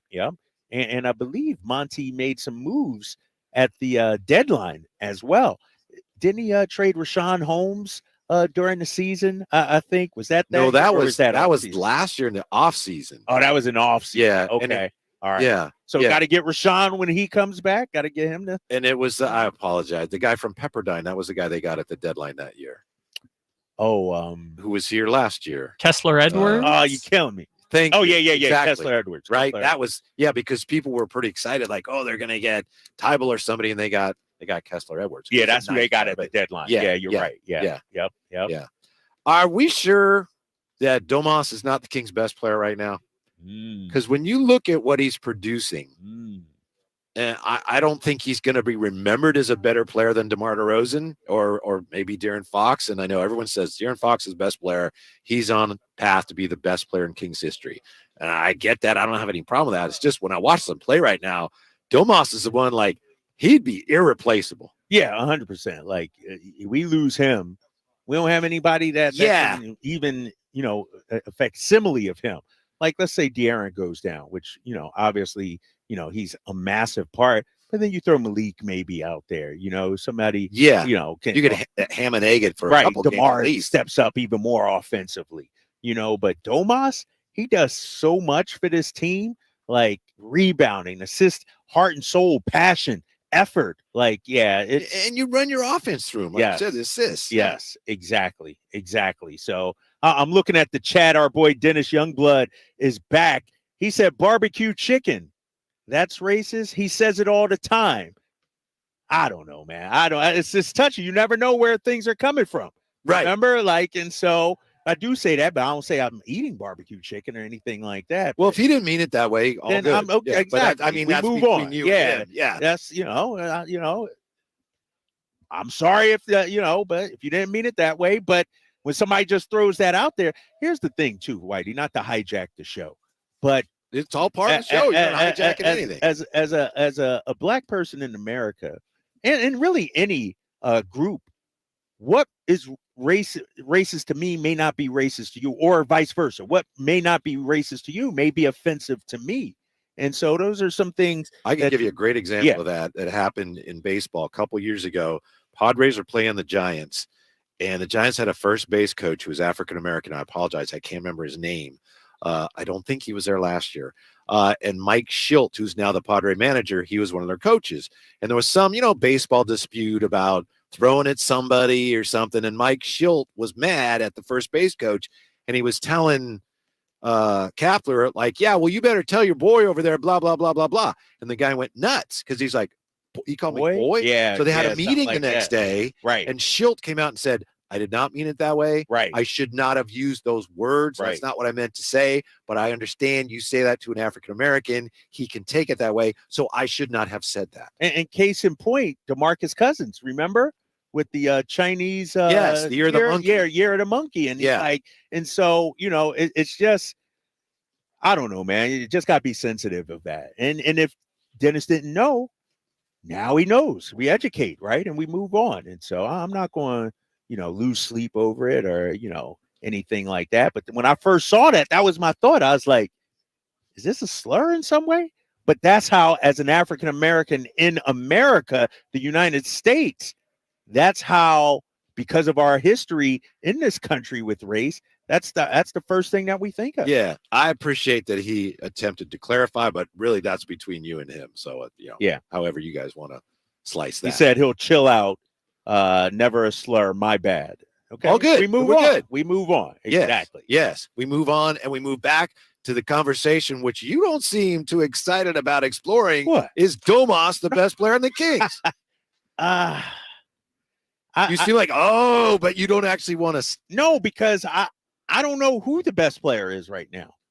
It depends on a given night. Like, I don't know. That's the beauty of this Sacramento Kings team. You could argue, yes, Domas is playing the best, filling up the stat sheet, but DeMar's been pretty damn consistent too. Right. You could argue he's the best player.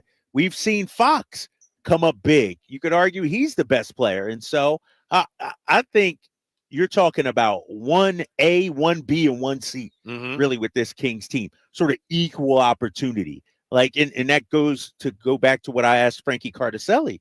Frankie clicks. Does De'Aaron, and this is something we talked about on the post-game show the other day on NBC Sports, does De'Aaron have to be the alpha for this team, the best player?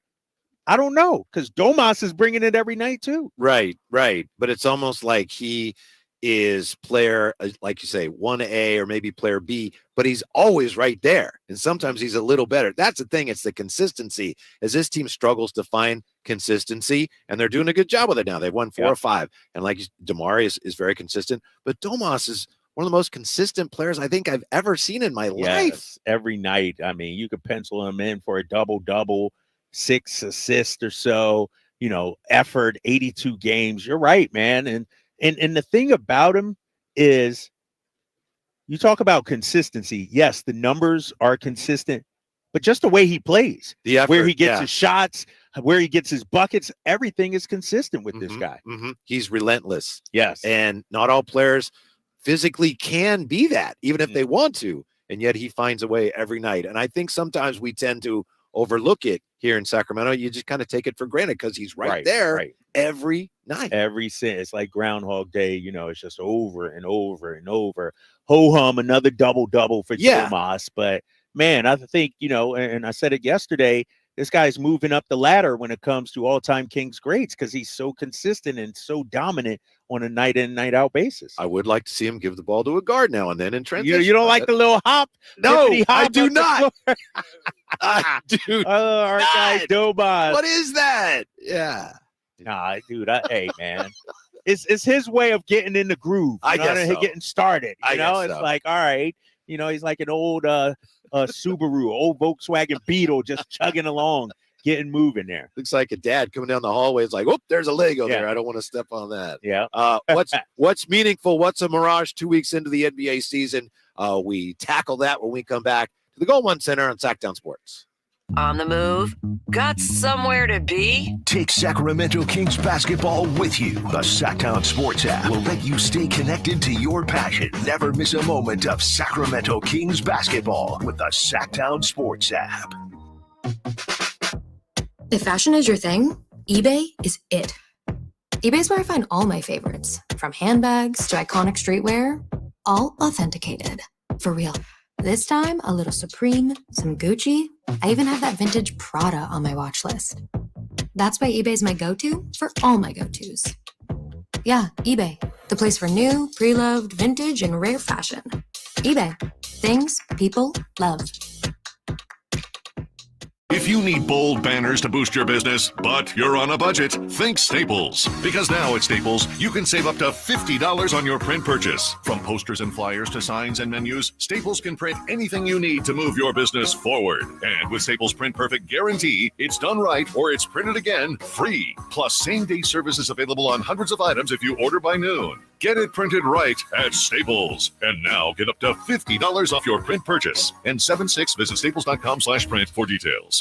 Black Friday savings on now on the all-new 2025 Silverado at Maida Chevy. With $8,000 off MSRP after rebates, every new 2025 half-ton LT, RST, LTZ, and High Country in stock at Maida Chevy. Maida Chevy has one of the largest selections of new 2025 Silverados in the Sacramento area. $8,000 off new 2025 Silverado at Maida Chevy. Now that's big. driving. Huge. MadeAChevy.com. Together, let's drive. Not available with special financing, leasing, on other offers. Ends 12/124. Source internet search 11/224. Carmichael Dave here from my good friends at American Energy. Cool weather, if not cold weather, is in our future. You know that. It'll eventually get there, and American Energy wants to make sure your system is operating safely and properly. So now is the time to take advantage of the $49 fall tune-up inspection. That's regularly $119, but includes a full safety and duct inspection. And if your system's over 10 years old, it's free. The tune-up is on American Energy. Give them a call right now. They're offering $50 off your first recommended repair, or if you need a new furnace, that's half off the price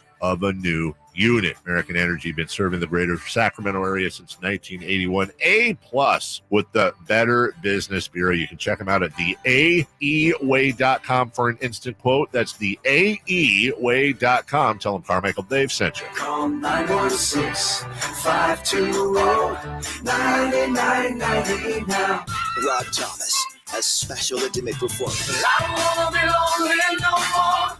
I don't wanna have to pay for benefiting Sidewalk Angels Foundation. One night only, Saturday, November 16th, the venue at Thunder Valley. Rob Thomas, live. For tickets now, visit ThunderValleyResort.com.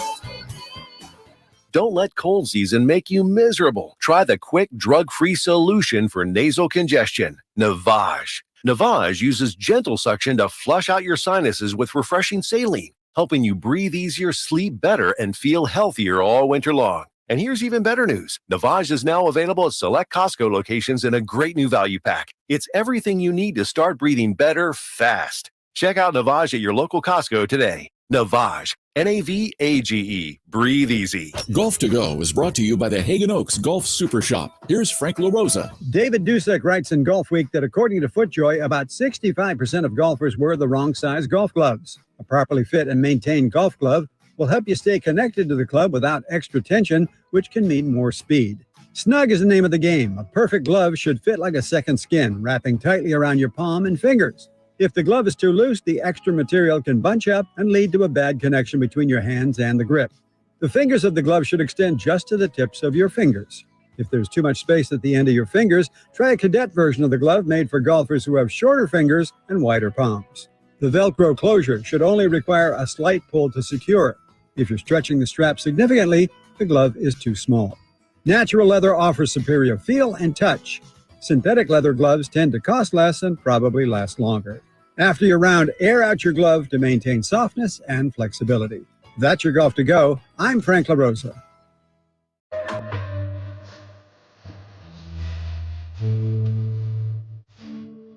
Your flagship station for the Beam Team, Sacktown Sports.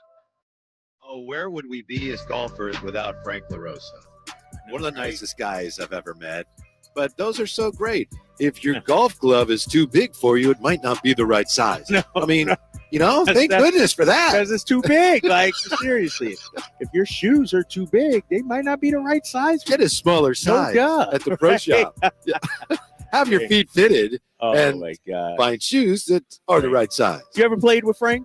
I have, actually. Pretty good? He's pretty solid? Yeah. He smack it, huh? Like straight, probably. Yeah, and he's very kind. You know, Is like he? my shank went, oh, no, you hit some good shots. Yeah, he's very nice. Okay. But yeah. Okay. All yeah. right. But he can play. He's played a few rounds. All right. Yeah. Right. Yeah. I'd like to get out with him sometime. Yeah, we should. Definitely. He won't want to play with me now after I said that. But, yeah. Right.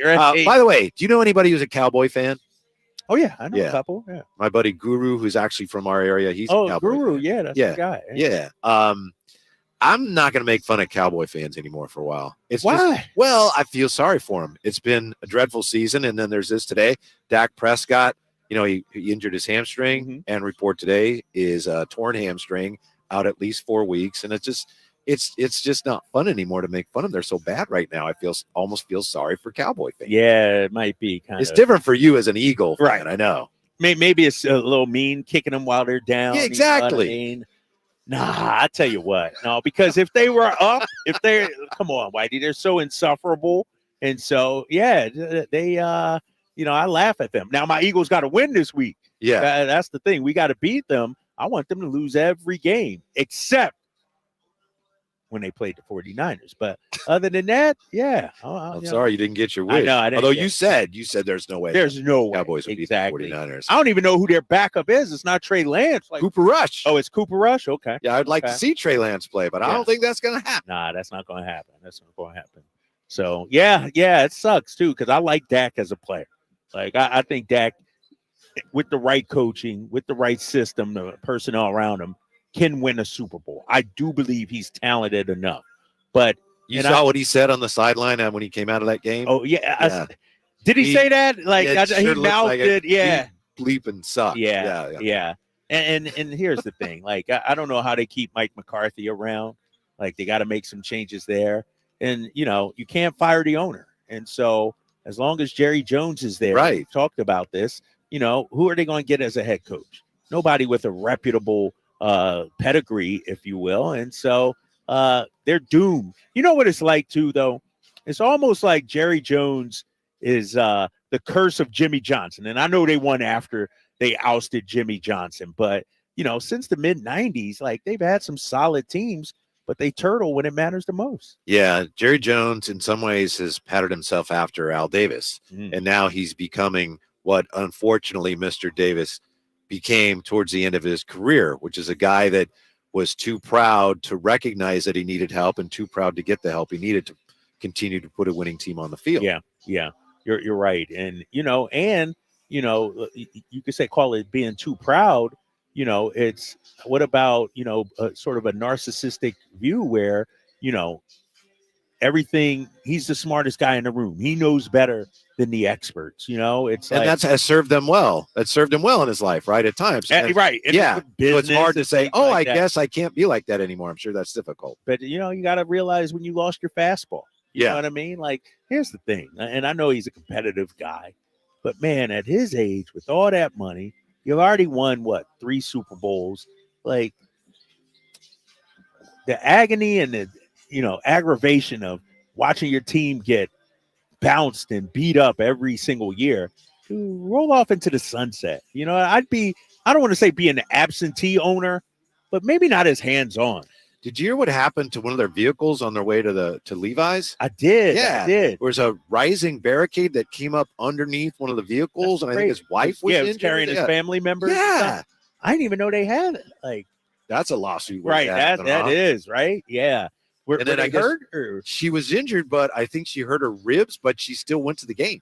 Wow. So I did hear about that. Yeah. Gamer. Yeah. By the way, it looks like we started something of a little debate in the Chateau about who's the Kings' best player right now. Represent says Domas most valuable to the Kings player. VW says DeRozan is our best player. Dennis Youngblood says DeMar is him. Represent says IDK DeRozan may be the most talented, but not our most important player. So you get into that. Represents as Drapes talent-wise. Who you got, Fox or DeRozan? I know DeMar has experience in years that may play a part. I don't even know how to answer that question.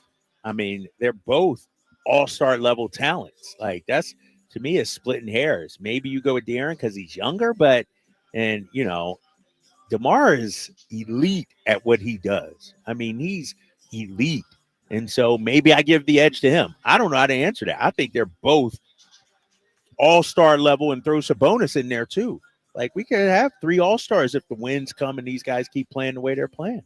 Mark says, while Domas isn't the best on the team, he's the most irreplaceable. If he goes down with injury, we aren't making the playoffs. And I think that's one thing we all agree on, right? Is he's, you don't have a lot of depth there. So he would be the one that you can't miss the most if he were, for whatever reason, to be out of the lineup for a while. Right. Exactly. And especially, when you look at this team and, the lack of depth we have at that position anyway, too. I mean, forget about the skill set, but just his body, we can't replace him. You know what I mean? And so, I'm with you. And, we've seen this guy over the years play through all kinds of injuries, the thumb injury. He gets hit in the face all the time. And so he's a gamer. And here's the thing, too. Remember a couple years ago with the thumb, he could have elected to have surgery. Yeah. But he didn't want to. He didn't want to miss that time. He wanted to be there for his teammates. And so I think that has to be applauded. And, you know, he understands how valuable he is to this team. Yeah, and he was still all-league third team that year. Yes. And he was all-league third team again last year. Yeah, you might, I mean, in terms of the accolades, since coming to SAC, he's been our best player. Right? I think so. You know? We just don't really quite think of him. We think of him as more as he's really good, but not as good as, DeMar. Think about or De'Aaron. 2 out of the last, the last 2 years. Third team All-NBA. Exactly, That's one of the top 15 players in the league. I know. And Like, 2 years ago, you could say, well, it's because of his position. But, last year, they picked all-league regardless of position. Yeah. So, no, you got to give him his flowers, man. He's a joy to watch and plays hard every night. A guy that wants to be here in Sacramento, embraces Sacramento. And so, I mean, I think we legitimately have a big three. I think when you look at Fox, you look at DeRozan, and obviously, DeMontis, you can't stop those guys. Like, we have a true big three. Yeah, it's legitimate. We used to say, well, with Keegan, you kind of have a big three, and if he continues to improve, and maybe he will, but right now, there's no question. Let me ask you this, though. We'll see Phoenix on Sunday, I believe. People call them a big three. Would you, in terms of their big three versus our big three, and I know KD is elite, I know Booker's elite, but are they a real big three with Brad? Is Brad Beal really a big three member at this stage of his career? Or is it a big 2.5? Bradley Beal, he had a great shooting year last year. I understand your question. I think he is. You still think he's okay? He is. Okay. Because the reason why I asked that question and posed it that way, Whitey, is I don't think he's can achieve all-star status. No, I agree, but he's been a big time scorer in the league. I'm with saying Washington. right now. Yeah. Right now, is he a big three? Or not, and this is no offense to his game, but because of the way they use him, like he's clearly a number 3 and not necessarily. Because, for instance, does Boston have a big 3? Or do they have a big 2? That, but then a bunch of like really good. They have a big 3, but it's not viewed that way. It's not viewed that way. Right? But I feel like with the Kings, what's up, big dog? I like the cut. They like Alan the hair. Styles. Yeah. Checking in. I know, right? Oh, yeah. Alan Styles in the building. What's up, baby? I think in terms of legitimate, we got 3 potential all-stars. I agree. And that's a big I three. think DeMar is the only one who's going to get it, but you think he's going to get it? If the Kings win enough games. You don't think DeMar he got robbed last year, right? He did. And he's playing better this year. You're right. We might. We just got to get 2 all-stars, are you? Yeah. Unless you're leading the conference. Yeah, that's what I'm saying. We got to be like number 2 to OKC. I think something like that. I think DeMar gets it because of his reputation. And because, and it's awfully early, but if he continues to play like this, I think Domas may be unfairly snubbed again. Yeah. I hope not. Let me ask you real quick here. Boy, we actually got to hold this over. But I wanted to get to the Wayback Machine quiz next year. Are you up for that? I'm off. Sure. Yeah, I got to read. Kyle Ledbetter, are you up for the little Whitey's Wayback Machine quiz? Of course. Never lost. Yeah. All right. We've got that coming up from the Golden One on Sacktown Sports next. The quest for ring number 6 happens here on Sacktown Sports 1140. Ball George went up and caught the ball. Touchdown!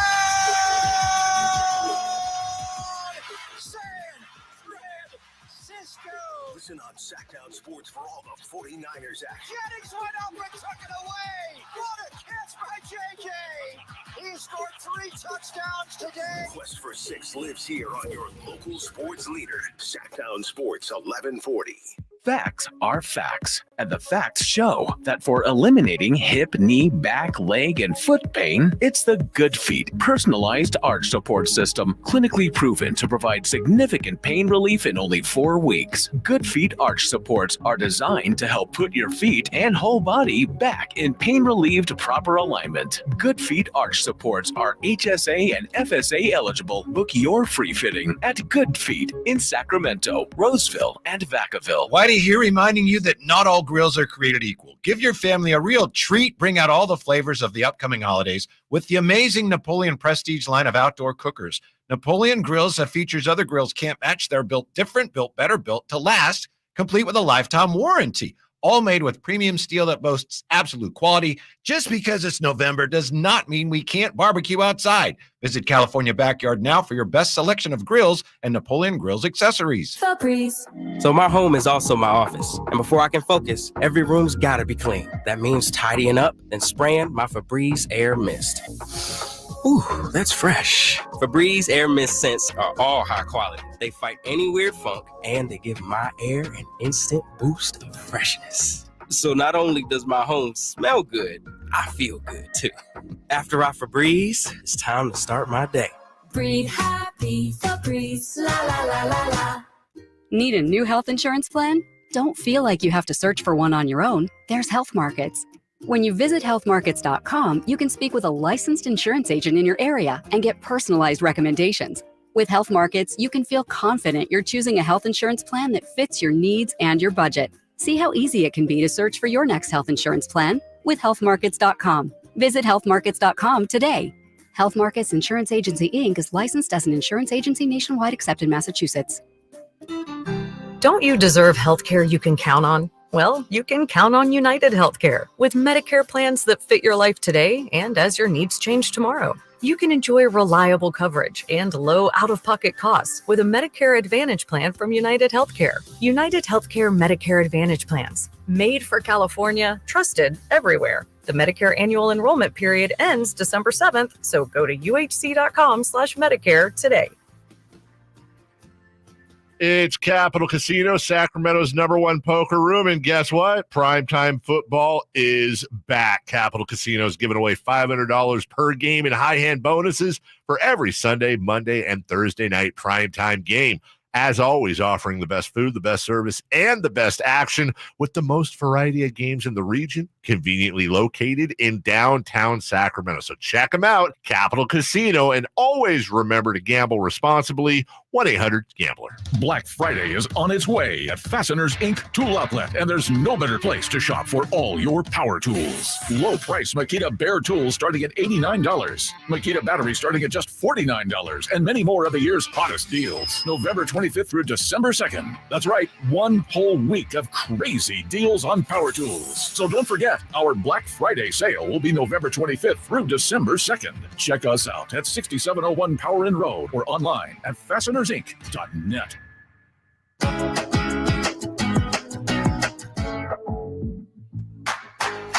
Live and local, 6 a.m. to 6 p.m., Monday through Friday. Sacktown Sports. We got Whitey's Wayback quiz coming up for November the 6th. You know what, Drapes? I'm kind of kicking myself coming in today.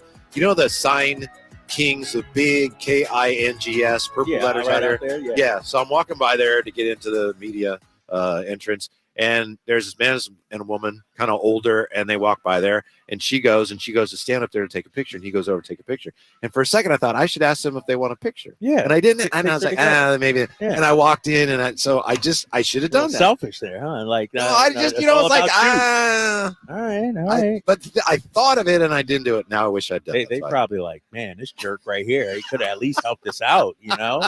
I see how it is, Whitey. Yeah. My apologies to them. All Hopefully they have a good time tonight if they're coming to the game. And let's have a good time now with Whitey's Wayback Machine quiz for November the 6th. Kyle Ledbetter in for Jay, and he's been playing well. Yesterday he did some incredible things. Yeah, he got the Chicago Bears record winning streak from 29 on the money. 30 in a row. Somehow he had 30. Yeah. And you filed a protest, and Ramsey said no. And Ramsey, of course, everybody against Drake. Yeah. Yes, I got it correct because I definitely knew it. Yeah. You're up first today. Here's what we have. We have this date, what year 1, this date, what year 2, this date, what year 3. We also have 1992, 1999, and 2007. A lot of basketball in this one, Ray. Oh, yeah, right up my alley. Yeah, Let's so go. Kyle Ledbetter, where would you like to start? This Watch day, this. what, year 1, 2, 3? 1992, 1999, 2007. Yeah, watch this. I'm going to pick like a curling question here. Drapes is going to get all basketball.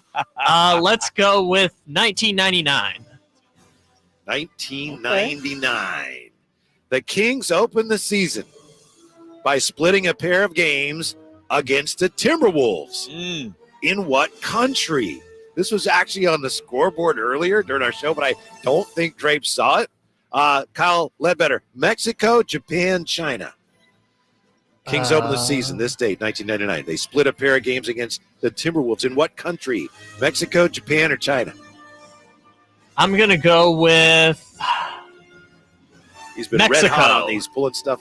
Mexico is incorrect. Kyle Draper to steal. Mexico, Japan, and China? That's yeah, we know it's not Mexico. China.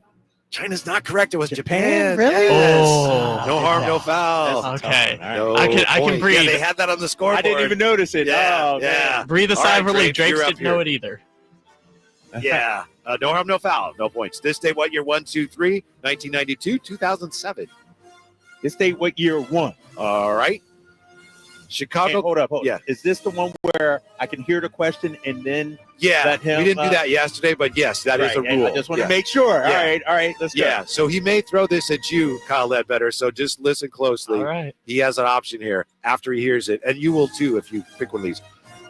Chicago Cardinals beat the Providence Steamrollers 16-0 in the NFL's first night game ever. This day, what year? You want that, I or you will want pass it on? To all right. young So you got to take Ledbetter. a guess on that, Ledbetter. Cardinals beat the Providence Steamrollers 16-0. The NFL's first night game ever. This day, what year? You said Chicago Cardinals? Yes, sir, I did. Okay, then I'm going to go with 1931. 1931. Back to Kyle Draper, trying to get closer to the actual year. First night game ever. Chicago Cardinals against Providence Steamrollers? Yes, sir. 16-0 Steamrollers. 16 Barn burner. 1931. Uh-huh. That's tough. So I got to look at where the country was at that time. That was in between World War I and World War II. That's a tough one. That's a good guess, Kyle. I'm going to just say 1930. 1929. There you go. So close. Yes, Oh my he God. was. Great It was like depression. 2 weeks after the stock market crashed Really? or something. Hey. Yeah. Woo, that was a tough Oh one. my Yeah. God. All right, Kyle Ledbetter. Yeah. You're down 1-0. You're up. This day, what year 2? This day, what year 3? 1992 and 2007. All right, let's go 2007. 2007. It's Whitey's Wayback Machine quiz for Yeah. November 6th. Only 14,000. Actually, it's closest to. Do you want him to go first? Well, yeah, that's Kyle the Ledbetter? best I forgot to do strategy, that. so yes. Yeah. All right. Sorry about that. All right, here you go. Drapes. Only 14,908 tickets are sold to see the Kings host the Sonics, ending Sacramento's consecutive games sold out streak.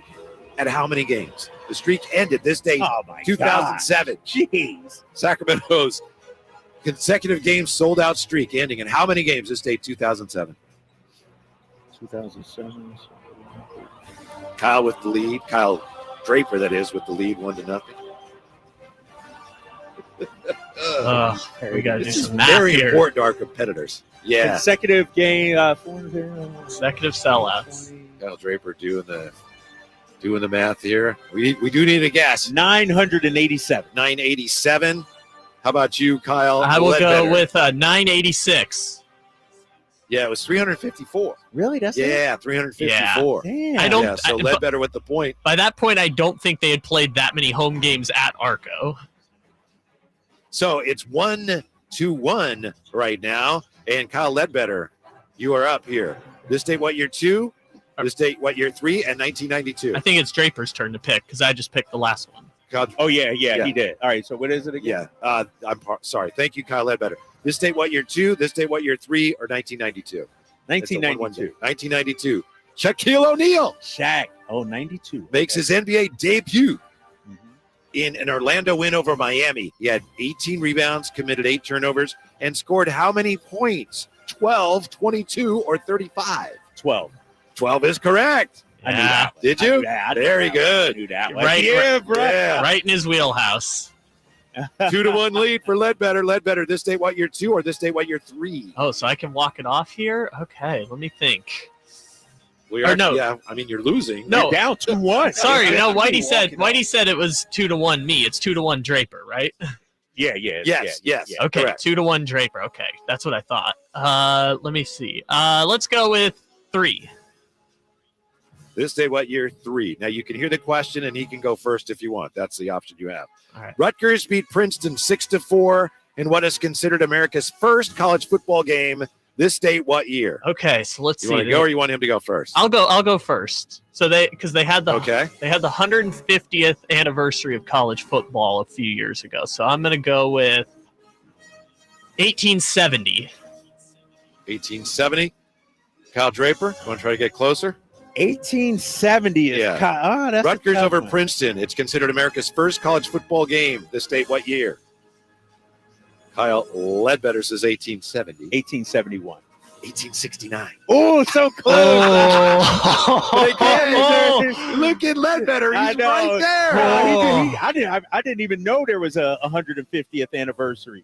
Yeah, the ESPN tried to do a whole bunch of content around it a few years ago. Really? Oh my gosh. I thought it was right there. We are tied at 2 with one question left. And it's what year? This day, what year? Yes, Yeah. and I'm up. Yes. You Yes. can hear it? Yeah, I Make got to your hear it. choice. Art Modell officially announces that the Cleveland Browns will move to Baltimore on this date. In what year? You want to go or you want him to go first? Kyle might know this one. He might get this one exactly right. Oh, that's tough. I have an idea, but I'm not 100% sure. Kyle, you can go first, big fella. Kyle Ledbetter, what is your guess? It's all even here, 2-2. I know it's let's see. Art Modell officially announces that the Browns will move to Baltimore. This date, what year? This is for the game. 1995. Ball game. Exactly what I was going to say. He's got it. Oh, that's exactly what I darn it, Kyle. Kyle Ledbetter.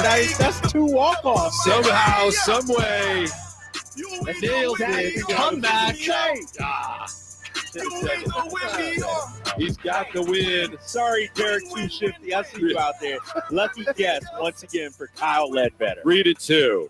Wow. Man, these are tight. Gotta trust yourself, Drapes. You knew it. I knew it. I should have did it. Look, I will say this, because if I were listening right now, I'd say that guy is looking stuff up. Now, we're not in studio, but he's not. Derek Too Shifty says Drapes was cheated. Yeah, I would wonder that too. I know. That's 2 days in a row he's got it exactly right. Yes, I'm on camera he's here. on the level. The people can see me on camera. I can't look over at the computer. All you got to do is come on. No, I got you. I'm just explaining that because, like I say, if I were listening, I'd be thinking, "Oh, that guy's cheating." Or he is if not. you were playing against him, you would be thinking that too, right? Oh, really? So I'm that yes. good. It can only be cheating. I'm that good at this game that it can only be. I knew it was either 95 or 96. It had to be one of those 2 years. But I that was a coin toss. 95 or 96. I wasn't sure. Yeah, that was a number of years after. Remember the Colts just packed up and left in the middle of the night. Left Baltimore. Yeah. Yeah, because Belichick was the coach that year. Big fella. Thank you. Thank you. Yeah, I think Vinny Testaverde, was the quarterback. Anyway, well done, Kyle Ledbetter. Another victory for him. My We're going undefeated to come streak back. remains. Yeah, it does. You don't want to lodge a protest or anything? No. I always lose the protest. You haven't given me one. Ramsey hasn't given. Who's in tonight? Ramsey? Is he on the board tonight, Kyle? It'll be our friend Anthony, but he's not here yet. So just He's saying. not there yet? There's no one to back you up, Drapes. There's no one here. It's just, the people. The people heard it. I got it. You threw it to me, and I hit it out of the park. People on the YouTube saying we should challenge that. Derek Too Shifty. We should challenge it. So I agree. Yeah, you almost decided to guess yourself. I know. I should have. I'm like, let me hear what he says. What if he said like 91 or something? Yeah, I'd be like, darn. Good match. Well played by everyone. Coming back with 3 things the Kings have to do tonight that they didn't do last Saturday in Toronto from the Gold One Center on Sacktown Sports next. Subscribe to Sacktown Sports on YouTube and watch the Carmichael Dave Show with Jason Ross, Stiles and Watkins, and the Drive Guys, live Monday through Friday from 6 to 6. Plus, view archive shows and exclusive content. Subscribe at youtube.com/Sacktown Sports. Wendy's breakfast burrito has an entire breakfast in every bite. Fresh cracked eggs, seasoned potatoes, American cheese, cheese sauce, and sausage or bacon. So the first bite is like fresh American cheese sauce. And the second bite is like fresh American cheese sauce. Bacon. You get the idea. And now get yours with $1 any size soft drink. Gotta be Wendy's. Limited time only. Price and participation may vary. Not valid in a combo. Exclusions apply. You okay? Sorry, I can't sleep with this cough. Sounds like you need to vaporize that cold. Vaporize? Yeah, with NyQuil VapoCool. It's NyQuil plus a rush of Vicks vapors. Whoa. So you ready to get some sleep? Thank you, NyQuil VapoCool. NyQuil VapoCool, the vaporizing nighttime coughing, aching, fever, best sleep with a cold medicine. And to vaporize sore throat pain, try Vicks VapoCool drops. Use as directed. Keep out of reach of children. Hey, what's up, everybody? It's your boy Drapes, Kyle Draper. As the proud sponsor of the Sacramento Kings Mop Crew, Alsco Uniforms offers certified hygienically clean lab coats, scrubs, bed linens, towels, floor mats, and an array of mops tailored for your healthcare facility. Our services include convenient delivery to your doorstep. Leading the way in healthcare laundry services in Northern California, discover why it pays to keep clean with Alsco Uniforms. Go to alsco.com to learn more. Again, that's ALSCO.com. Model Year End pricing is back at Folsom Lake Honda, your one-stop Honda shop. During the Model Year End event, lower interest rates at Folsom Lake Honda make lower payments. It's no wonder why Folsom Lake Honda is your one-stop Honda shop. Come in today or check out our entire inventory online at folsomlakehonda.com. Get an instant cash offer for your trade at folsomlakehonda.com. We'll buy your car whether you buy from us or not. Folsom Lake Honda is your one-stop Honda shop. Folsom Lake Honda. Go to folsomlakehonda.com. Your one-stop Honda shop. Welcome back to another exciting game day. Grab your rally towels, throw on your jerseys, cheer, shout, and save on your gas. That's right, sports fans win big on home game days. Score instant savings of 25 cents per gallon on Shell V-Power Nitro Plus Premium Gasoline with the Fuel Rewards program. And that's a victory for you and your tailgate team. Download the app, join the Fuel Rewards program today, and game on. Restrictions apply. Limited time. At participating Shell stations. For more details, visit fuelrewards.com. The year was 1948. The Sacramento Symphony was founded. Harry Truman was president. Jerry Mathers from Leave It to Beaver was born. And Walter Keyes opened his first Naturewood home furnishing store 76 years ago on 25th and Broadway. Hi, I'm Frank LaRosa with Golf to Go. All those many years ago, the Keyes family promised integrity and quality in serving families just like yours and mine. Near as I can tell, Walter would have been pretty proud to know that those same values are evident today at Naturewood Home Furnishings. The Naturewood team takes great pride and significant effort to offer Northern California families a vast selection of home furnishings. Furnishings that not only last for generations, but also lead to everlasting memories of cherished times. Visit Naturewood Home Furnishings now during their Veterans Day Save the Tax sale and get started making your own brand of memories. The Keyes family would love to hear them. Naturewood Home Furnishings off Highway 50 at Hazel. Look for the water wheel. Ready to make this Christmas unforgettable? Shop early and save at Prestigio Jewelers' biggest Black November sale ever. For over 30 years, Prestigio Jewelers has offered in-house financing and fine jewelry. Guaranteed credit approval between $400 and $10,000 with no money down options. Prestigio Jewelers, the perfect jewelry, the perfect price, helping you build perfect credit. With locations in Sacramento, Stockton, Merced, and Fresno. Or online at prestigiojewelers.com. KHD1 Sacramento, KYMX HD3 Sacramento. From the Power Business Technology Toshiba Studios. This is Sacktown Sports, 1140.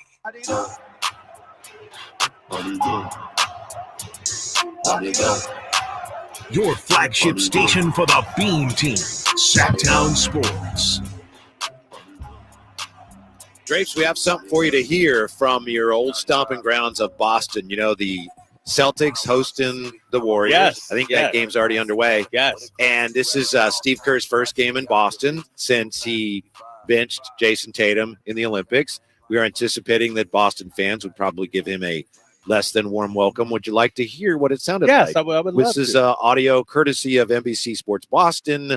What it sounded like in Boston when Steve Kerr was introduced. The head coach of the Golden State Warriors is Steve Kerr.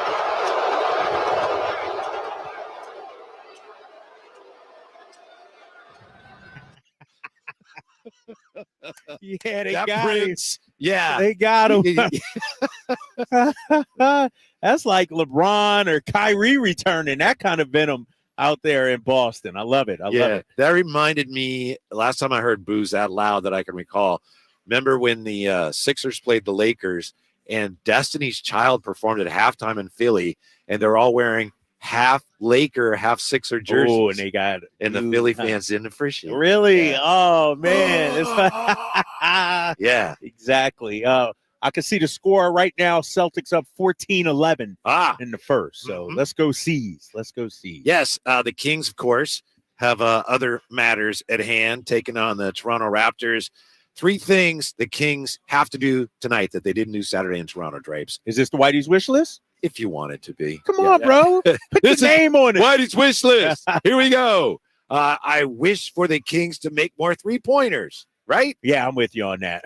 That's supposed to be a big part of who they want to be, their game, and we just haven't seen it yet this season. Yeah, and we certainly didn't see it against the Toronto Raptors. What were they, 10 of 25, I think? Very rough. Very rough Yeah, shooting. they shot 25%. They were 10 of 40. Yeah, 10 of 40. There you go. Yeah, 10 of 40. This team has to make more threes, and we talked earlier about the 3-point percentages. And then you got Keegan's at 302 and Fox at 298 and Monk at 314 and Lyles at 250. And DeMar DeRozan's shooting the 3 ball at a pretty good clip. Yeah. 353. I'll take that from DeMar. The other guys got to step up. I'm with you. And we've talked about this Raptors defense being porous, 30th in the league in points allowed, 17th in 3-point defense percentage-wise. So you should be able to not get some open looks out here tonight. Yeah. Second on Whitey's wish list for the Kings and the Raptors, take better care of the basketball. Am I right, Drapes? The Kings committed 18 turnovers in that game. Yeah, that's bad. You can't do this. And they've been a low turnover team so far this season, but DeMar DeRozan had 6 in that game last time they played, if I'm correct. And so he has to do a better job, and I think they will. I think there was a lot of factors into that, the Vince Carter factor, Drake courtside, second night of a back-to-back, I think this team will take care of the ball a lot better. Yeah, 18 turnovers for the Kings, leading to 26 Toronto points in an overtime 3-point loss. And then thirdly and finally, move the ball better. Only 21 assists on 46 makes in an overtime game. Now, they scored 128. They almost won, so I get it. But the offense hasn't really looked like the Kings' offense can look in terms of sharing the ball. And Mike Brown said after the game, too much one-on-one. 19th in assists this season, the Kings are. Meanwhile, this Toronto team, first in assists. Wow. And you're right. The offense is supposed to be flowing, and constant ball movement and player movement. It's been a lot of ISO one-on-one stuff as of late. And so I wonder, too, Whitey, if some of these threes start to fall down, will we see that number go up and then, the stats will look better in terms of assists? But I'm with you on that. Yeah. One thing I've learned, I think the great Jerry Reynolds taught me this. If you pass the ball to somebody and they don't make the shot, you ain't getting an assist. No assist you on that? You can make the greatest pass in the history of basketball. Exactly. There will be no assist unless the ball goes in the basket. No, I'm with you, man. You gotta make shots. No doubt about it against this team. Yeah, and that's Whitey's wish list for today. Remember when the Kings played the Warriors in that playoff series 2 years ago, and first couple games, Domas's assist numbers were way down. It's like, what's wrong? Well, they weren't making any shots. Yeah, the offense started struggling. Yeah, they weren't knocking down shots, and that happens, and so, but it's not Kings basketball. You know what I mean? To be 21st or 19th in assist out there, 17th, in assist. Like you're a better team than that in terms of who you want to be. And so let's see if they knock down some shots tonight. I'm not looking for excuses, and I don't think you make excuses when your team as good as the Kings are supposed to be playing a team like Toronto. But it is pretty clear. You look at that box score, you remember that game, the Kings were weary, and it showed in their shooting, it showed in their defense, it showed in their all of the one-on-one playing. It showed in the turnovers as well. We got to the hotel at 3 a.m. and, guys are tired and everything, like second night of a back-to-back. A back-to-back, mind you, Atlanta, you had to go into the bag. You dig it deep to beat them. It wasn't like starters rested late in the game or anything like that. So, it's, and I know Toronto coming off a tough loss against the Lakers in that game, but they were at home. And so I think this will be more true to who we are tonight against this Raptors. Is there anything you would like to see tonight in terms of, I don't know, rotations or the high flyer coming in and joining us? High flyer, like look that? at he breaking things, rushing over here and everything. I would just like to see, and I'm going to take a page out of your book. Can I do that, Whitey? Can I take a page out of it? I'd like to see the bench get going. Let's see my boy Trey Lyles start knocking down. If he plays Jordan McLaughlin, let's see him get going. Dougie McBuckets. Give me something out of the bench tonight. Oh, I see. We got some plug issues there. Yeah, you ain't supposed to be standing up, high flyer. You want to sit down, or you supposed to be just sit down, flyer? Man. You know, I come in the gym ready to go, KD. I come ready. What's up with you, man? Who you down there chopping it up with over in the corner? I saw you over there. Oh, that's my man Gus Armstead. Works out a whole bunch of NBA players, overseas guys. That's Eric's dad, right? Yeah, exactly. Yeah. Oh, that's Eric's dad over there. Okay, and, I was chopping it up with D Mitch down there for a minute. Yeah, I saw that. Me and him had a nice little, relationship while he was here. We used to talk all the time. Tried to keep his mind right, just saying what's up to him. That's all. I'm talking to some ushers right now, actually down there. He's a fan favorite, man. I'm talking about the people like Davion as a person. You know what I mean? Like they connect. You know what, Katie? It's kind of hard not to like a dude that walked around with a basketball. He kept a basketball in his hands. He always wanted to work. You never heard him once say no. He was always out there trying to get better. And, and he understood the dynamic of what he was in. It was kind of like my situation when I was here. You're playing behind an all-star, bro. You're playing behind an all-star, almost a Hall of Fame caliber type dude. So, you got to get in where you fit in, and you really can't be bickering and crying about your playing time because you have to wait your turn. Do you think, High Flyer, that he was not the best fit for Mike Brown's system, or why ultimately, in your opinion, did it just not quite work for him here? He's playing behind an all-star. And then again, too, he's not the biggest guy. I think Mike Brown like big guards. I think he loved guys De'Aaron size, Keon Ellis size. He liked those 6'2", 6'3", 6'4" guards. I mean, we were talking earlier, High Flyer, about the reception Davion should get here. And I was saying, this ain't Marvin Bagley. This ain't Buddy Hield. Like, this dude laid it on the line. Yeah. Now he played hard every time he was out there. Right. And as Drapes pointed out, he was a big part of the beam team. Yeah, the beam team. Yeah. Right. I mean, and just the overall good dude, too. If I'm telling you, I love our fans and I respect our fans and I give them the highest praise. If they boo Davion Mitchell, man, I'm going to be sorely disappointed. I'm shocked. No. I'm just saying. Yeah. Because, other players have come through here and they still get booed. I mean, they still on Buddy Hield's head. Yeah. So if they would do that to Davion Mitchell, I would be upset. That would be surprising. I would be shocked. We'll see. Hey, what do you make of the fact that the Kings are not shooting three ball real well? Ooh, that hurt. That hurt us because that's our meat and potatoes, fellas. I mean, let's keep it 100. That's our meat and potatoes. The other things that we're trying to get are just the fixings around that. So when that's not dropping, that's a big part of what we do. That's why this team is exactly where we are. If we were shooting the ball better, man, they might be 5-0, 6-0. Yeah, and the funny thing, Henry, we were talking about this earlier. DeMar comes here and he doesn't have the greatest reputation as a three-point shooter, but he's shooting 353, which for him that would be a career high. But it's Keegan and De'Aaron and Monk and Lyles. They're not shooting the three ball well at all, and those are the guys that you want taking most of your threes. You know what, fellas? First of all, when you just even mention DeMar DeRozan, he's given us a hell of a lot more than what Harrison Barnes was giving us at that position. Hey, don't do that. So that's a win. We ain't comparing. No, you have to. because Debo was an upgrade for us. We knew that though. Exactly. So the person he replaced is an upgrade.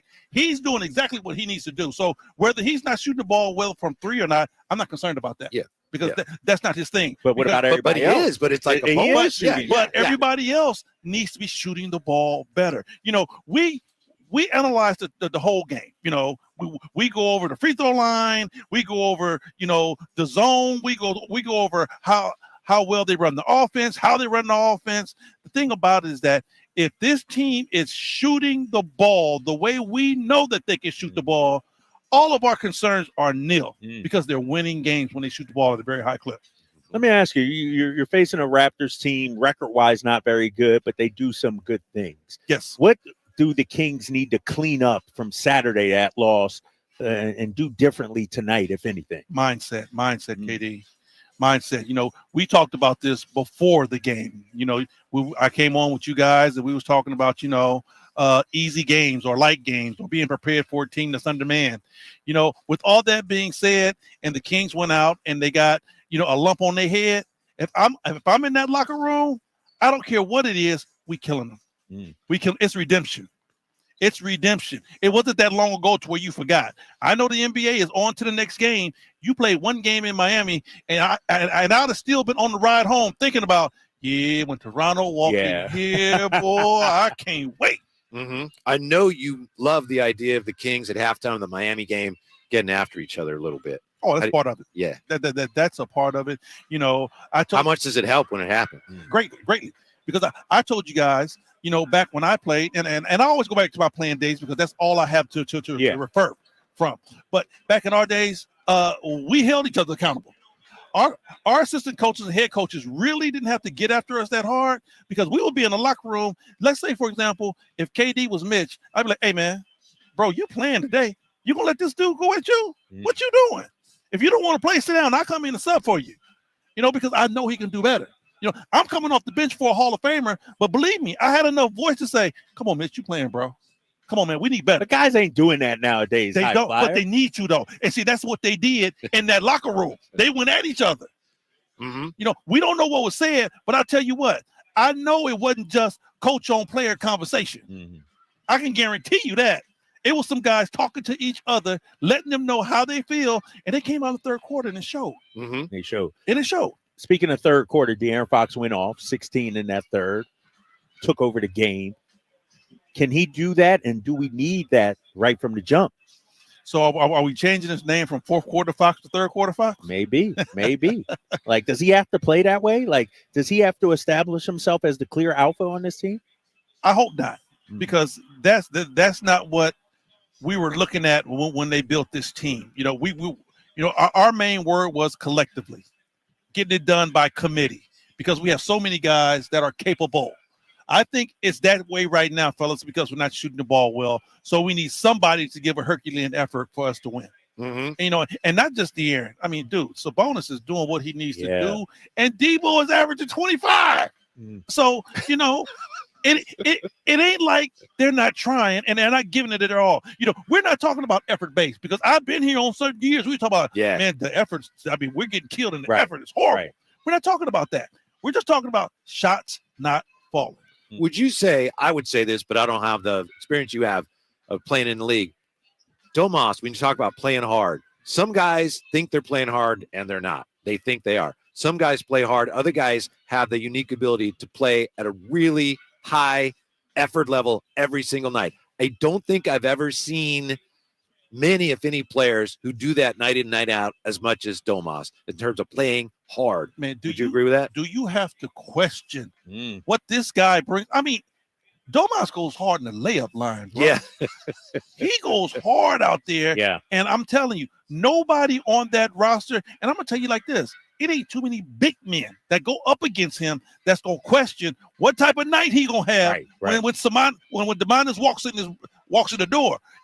Everybody used to look at the calendar and say, Lord have mercy, Michael Jordan's going to be here on the third. I'm telling you, it's some big men that look on the calendar and say, oh, Lord, Sacramento coming. I got to deal with this wild bull here. I got to deal with this ox, because he coming. Ain't even a question. Yeah. Aren't there some guys in the league, we don't have to name any names, but guys, they think they're playing hard and they really aren't, but they think they're? You always have those, we call it fake tough guys. Oh, okay. Yeah. Fake energy guys. Guys who flail their arms like, man, you ain't playing no defense. You just flailing your arms. You ain't closing out. You're going to always have those guys. But, when I look on our roster, I don't see guys like that. I think the guys, they want to do the right thing. They want to make the right rotations. I'll tell you what, if I was the coach, I would definitely lock my top 6 in a room, and we're going to run nothing but zone defensive drills until they understand how to run the matchup zone. Yeah. And I know it's just a miscommunication thing because these guys are better than that. When you're running a matchup zone, you should never have 2 men on the ball at once. Right. Never. Because that means if you got 2 men on the ball, open, huh? that means there's 2 guys in the corner that's open. Somebody open. And that's right? deadly. You in a bad way. And that's deadly. Yeah. Is that why they're giving up so many threes? Yes, a lot of it. A lot of it. That's not all of it, but that's a lot of it. And don't get me wrong, I like when they go to the matchup zone because it throws a lot of teams off if you run it right. Yeah. Right. If you run it right, a lot of teams really don't understand that you even in the matchup zone. I know you see that 2 or 3 minutes to pass. I know I was telling you that. You guys play basketball your whole lives, but every so often in an NBA game, a team goes zone and the other team looks like, what is can they do that? Yeah. And and sometimes when you go to that zone, you only need like 1 or 2 possessions to get back into the game. Change the tenor of the right. game. You need one or 2 possession stop. And when you catch them off kilter just for those 2 or 3 possessions, they get you back in the game. Mm-hmm. Hey, Kevin Huerter, guys, available back tonight. Nice. How much we miss him, you think, last couple games? Big time. Not to say that, Kevin Huerter's just lights out. I think he's just another piece of the puzzle that started off well. Yeah. I think Kevin Huerter, he hasn't, been like, you say he's going to be all-star candidate. No, but he's knocking down his shots. Yeah. He's moving a little bit better on defense. Yes. He's grabbing rebounds. He's not just selling for the 3. He's part of the midi committee. Mm-hmm. He gets in and shoot a little floater. So it's helping the team out. So, yes, we missed him. And it also helps with just the numbers. Take some of the pressure off the bench if you have another body, because that's still, to me, that and the defense are the 2 biggest things. The fact that Mike still hasn't quite either found his rotations or found the level of trust that we want him to find in the bench guys. Well, when you have Kevin Huerter at your disposal, what it does is that, it eases minutes off of Fox. Right. It eases minutes off of Keegan. Yeah. It eases minutes off of Debo because it gives you another player that's usable to where, you can say, okay, now they're not playing 38, 40 minutes. It might be down to 35 or 32 or 33, and that's pretty much where you want them to be. Because you got to spread minutes around the other people. Right, right, exactly. I'm looking at Keegan Murray out there. He's warming up a little bit. Keon That's Ellis. who we need. Yeah, that's what I was going to ask about. That's Keegan Murray. who we need. He came out like a gangbuster game 1. Yes. But it's been a little, shaky there since. That's who we need to get his stroke going. I'm liking his game because he's pump faking. He's getting to the rim. I would love to see this. And when I see him, I'm going to tell him, Keeg, you're 6'10", dude. The rim ain't your friend. Act like you don't like it. Dunk that basketball. Dunk that basketball. When you get in that paint, you extend, young fella, dunk that thing. Don't be laying that ball up. Love the aggressiveness in him, but if he can start knocking down that 3, now he's going to be something special for this team. Henry, one of the things that impressed me the most about the win over Miami is that things weren't going the Kings' way in terms of the whistles. They played poorly in the first half, came back, got the lead, lost the lead, and still maintained their composure. And they never, there were some bad calls and De'Aaron got a little upset, but nobody lost their composure and they still had enough presence of mind to finish that game and get that road win. Let me tell you something. Sabonis was solid. Debo held us for a minute.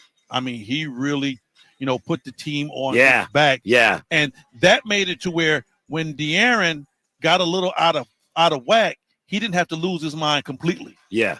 Because Debo was there still keeping the team rolling. And I like that. I had all the confidence in the world that when we walked into Miami, it was going to be a hell of a night. I knew it wasn't going to be the exact same night that we just left in Toronto. No way, no how. When you're looking at Jimmy Buckets, you're looking at Bam Adebayo, you're looking at some of the other Duncan out there, you're looking at Hero out there. No. Our guys wasn't going to lay down for that. Right. Man. They got too much pride for that. They know what I need tonight, though, fellas. What's that? I need a win going away. Like we've been in every game been close so far, right? Every game been pretty much. Portland close. game was a little bit, but it was close for much. Yeah, I need light the beam in the third quarter. Let me tell you, you know what I mean. Tonight with these guys, understanding what you have, you still have an NBA team that's down there on that other side. They got bombs away, Boucher. Yeah, exactly. they still got an NBA team down there. But I tell you what, this isn't Portland. We ain't lifted no jerseys. All right. Understand you in our house. Yes. And plus, we mad because you kicked our butts. Right. Right. Exactly. Remember, get your work done early. Yeah. Come out, take care of these guys early, get them down, and let's see what happens. Why is it, Henry, that the last couple of years, as good as the Kings have been and as great as the atmosphere has been in here, they really haven't been able to take advantage of playing at home? Yeah. You know what, Whitey? If I can give you guys the answer to that, I would need to be over there making a couple of $1 million on basketball side, because that's been the biggest question of this basketball team, and really not just at home, because the Kings have always been able to win on the road. Mm-hmm. That ain't been our problem. Yep. We can go on the road and win anytime. The problem has always been, why do they play down to their competition? Yeah. That's been the Kings' problem. Mm-hmm. Maybe DeMar will help with that. Maybe. I don't know. Hopefully. You know what? Hopefully. And, I do know this. He's going to be a guy that's going to be solid for you down. And he's a guy that if you're struggling for 2 minutes, come on, Debo, we run this high pick and roll, dog, and give it to me. He's going to get you He gets three that, straight buckets. Hey, you know what? Like that. He's going to give you the dribble, free throw line, jump shot. Yep. He's going to give you the dribble, free throw line, pump fake, jump shot. Then he'll give you the dribble to the free throw line, pump fake, foul, and one jump shot. He's going to give you that guarantee. Mm-hmm. That's his game. We said it earlier, and I'm sure you talked about it on Monday night. He's past Charles Barkley all-time scoring, 29th. Man, I don't think people understand. Man, let me tell you something. Don't understand the work that he done put in. Yeah. Come on. When you start bringing up names like Chuck Barkley, all right, some of the guys that he's passing on the scoring list. He about to pass AI. That's what I'm saying. Yeah. Some of the guys that he is about to surpass on the scoring list, this dude did put in some big-time work. Here are the names, because he's 29th right now. 28th is Allen Iverson. 27th is Ray Allen. Then you also got Patrick Ewing, and you got number 25 is Jerry West, and he's in position. If he plays a whole year, he will probably move into the top 25 and pass all those guys this season. Let me ask you guys this. He's top 25 in scoring, and he probably going to crack the list in a minute of top 75 ever. Now you're saying something there, High Flyer. I'm sorry. You got to get a chip, though, don't you? Hey, how can you not? If you top 20. If you top 20-something in scoring. The only way you could justify that would be to say he hasn't had yet the postseason success of some you know of what? those Hold other players. on. Barkley ain't never had a chip, but he did. MVP, though. Hey, and about to pass him up in scoring. He passed Barkley. Okay. But Charles Barkley is an MVP. Charles Barkley been to a championship. Okay. You know what, though? You can go to the dance all you want to. If you ain't held that crown, it means nothing. Because you know what, though? Hey, I'm pretty sure Magic Johnson, Michael Jordan, and Larry Bird would tell Charles Barkley, you can't sit at the table with us. That's They will tell him, you can't sit at the table with us. Yeah. And they mean it. Yeah. You good, man? Here's the question. Yes. You come on here for 20 minutes. Uh-huh. Now you got game night, got the pregame show, you got the game with G-Man. Yes. How you come up with material? You done talked about everything over the last 20 minutes or so. You know what, man? There's so many things you can talk about on basketball, and you see so many things out there on the floor. Katie, I can go for days analyzing this team, talking about what we need, what we don't need, what can be better. And plus, I love this basketball team, bro. I love talking about what they're not doing, but I love to talk about more so of what can they do to make it better? So when you're an analyst, we get blamed all the time, but all y'all do is criticize. You know what? My thing isn't criticism. I'm going to tell you what's not working, and then I'm going to give my advice and say this is what I think will help that situation. So what do they have to do tonight to beat the Raptors, which they couldn't do on Saturday? All attitude, baby. Come out with the energy and come out with the effort. You at home. So I expect for you to say, we're going to kick y'all butts because we remember. Redemption. Right.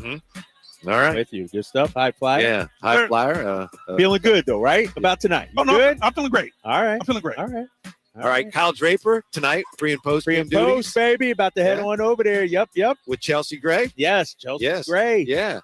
Thanks for being with us. I think Jay is back tomorrow. Thank you, Kyle Ledbetter, for doing such a great job. Jay, by the way, said he would have protested your loss today seeing the Wayback. Because it's kind of fishy. 2 straight days getting this spot on, kind of fishy if you ask. Hey, tell Chelsea Gray that I love her game, boy. She's like, don't tell her yourself. Come on over, big fella. I love her game. She is savage out there. You want me to get an autograph for you too while I'm at it? Dude, all that, I'm a fan.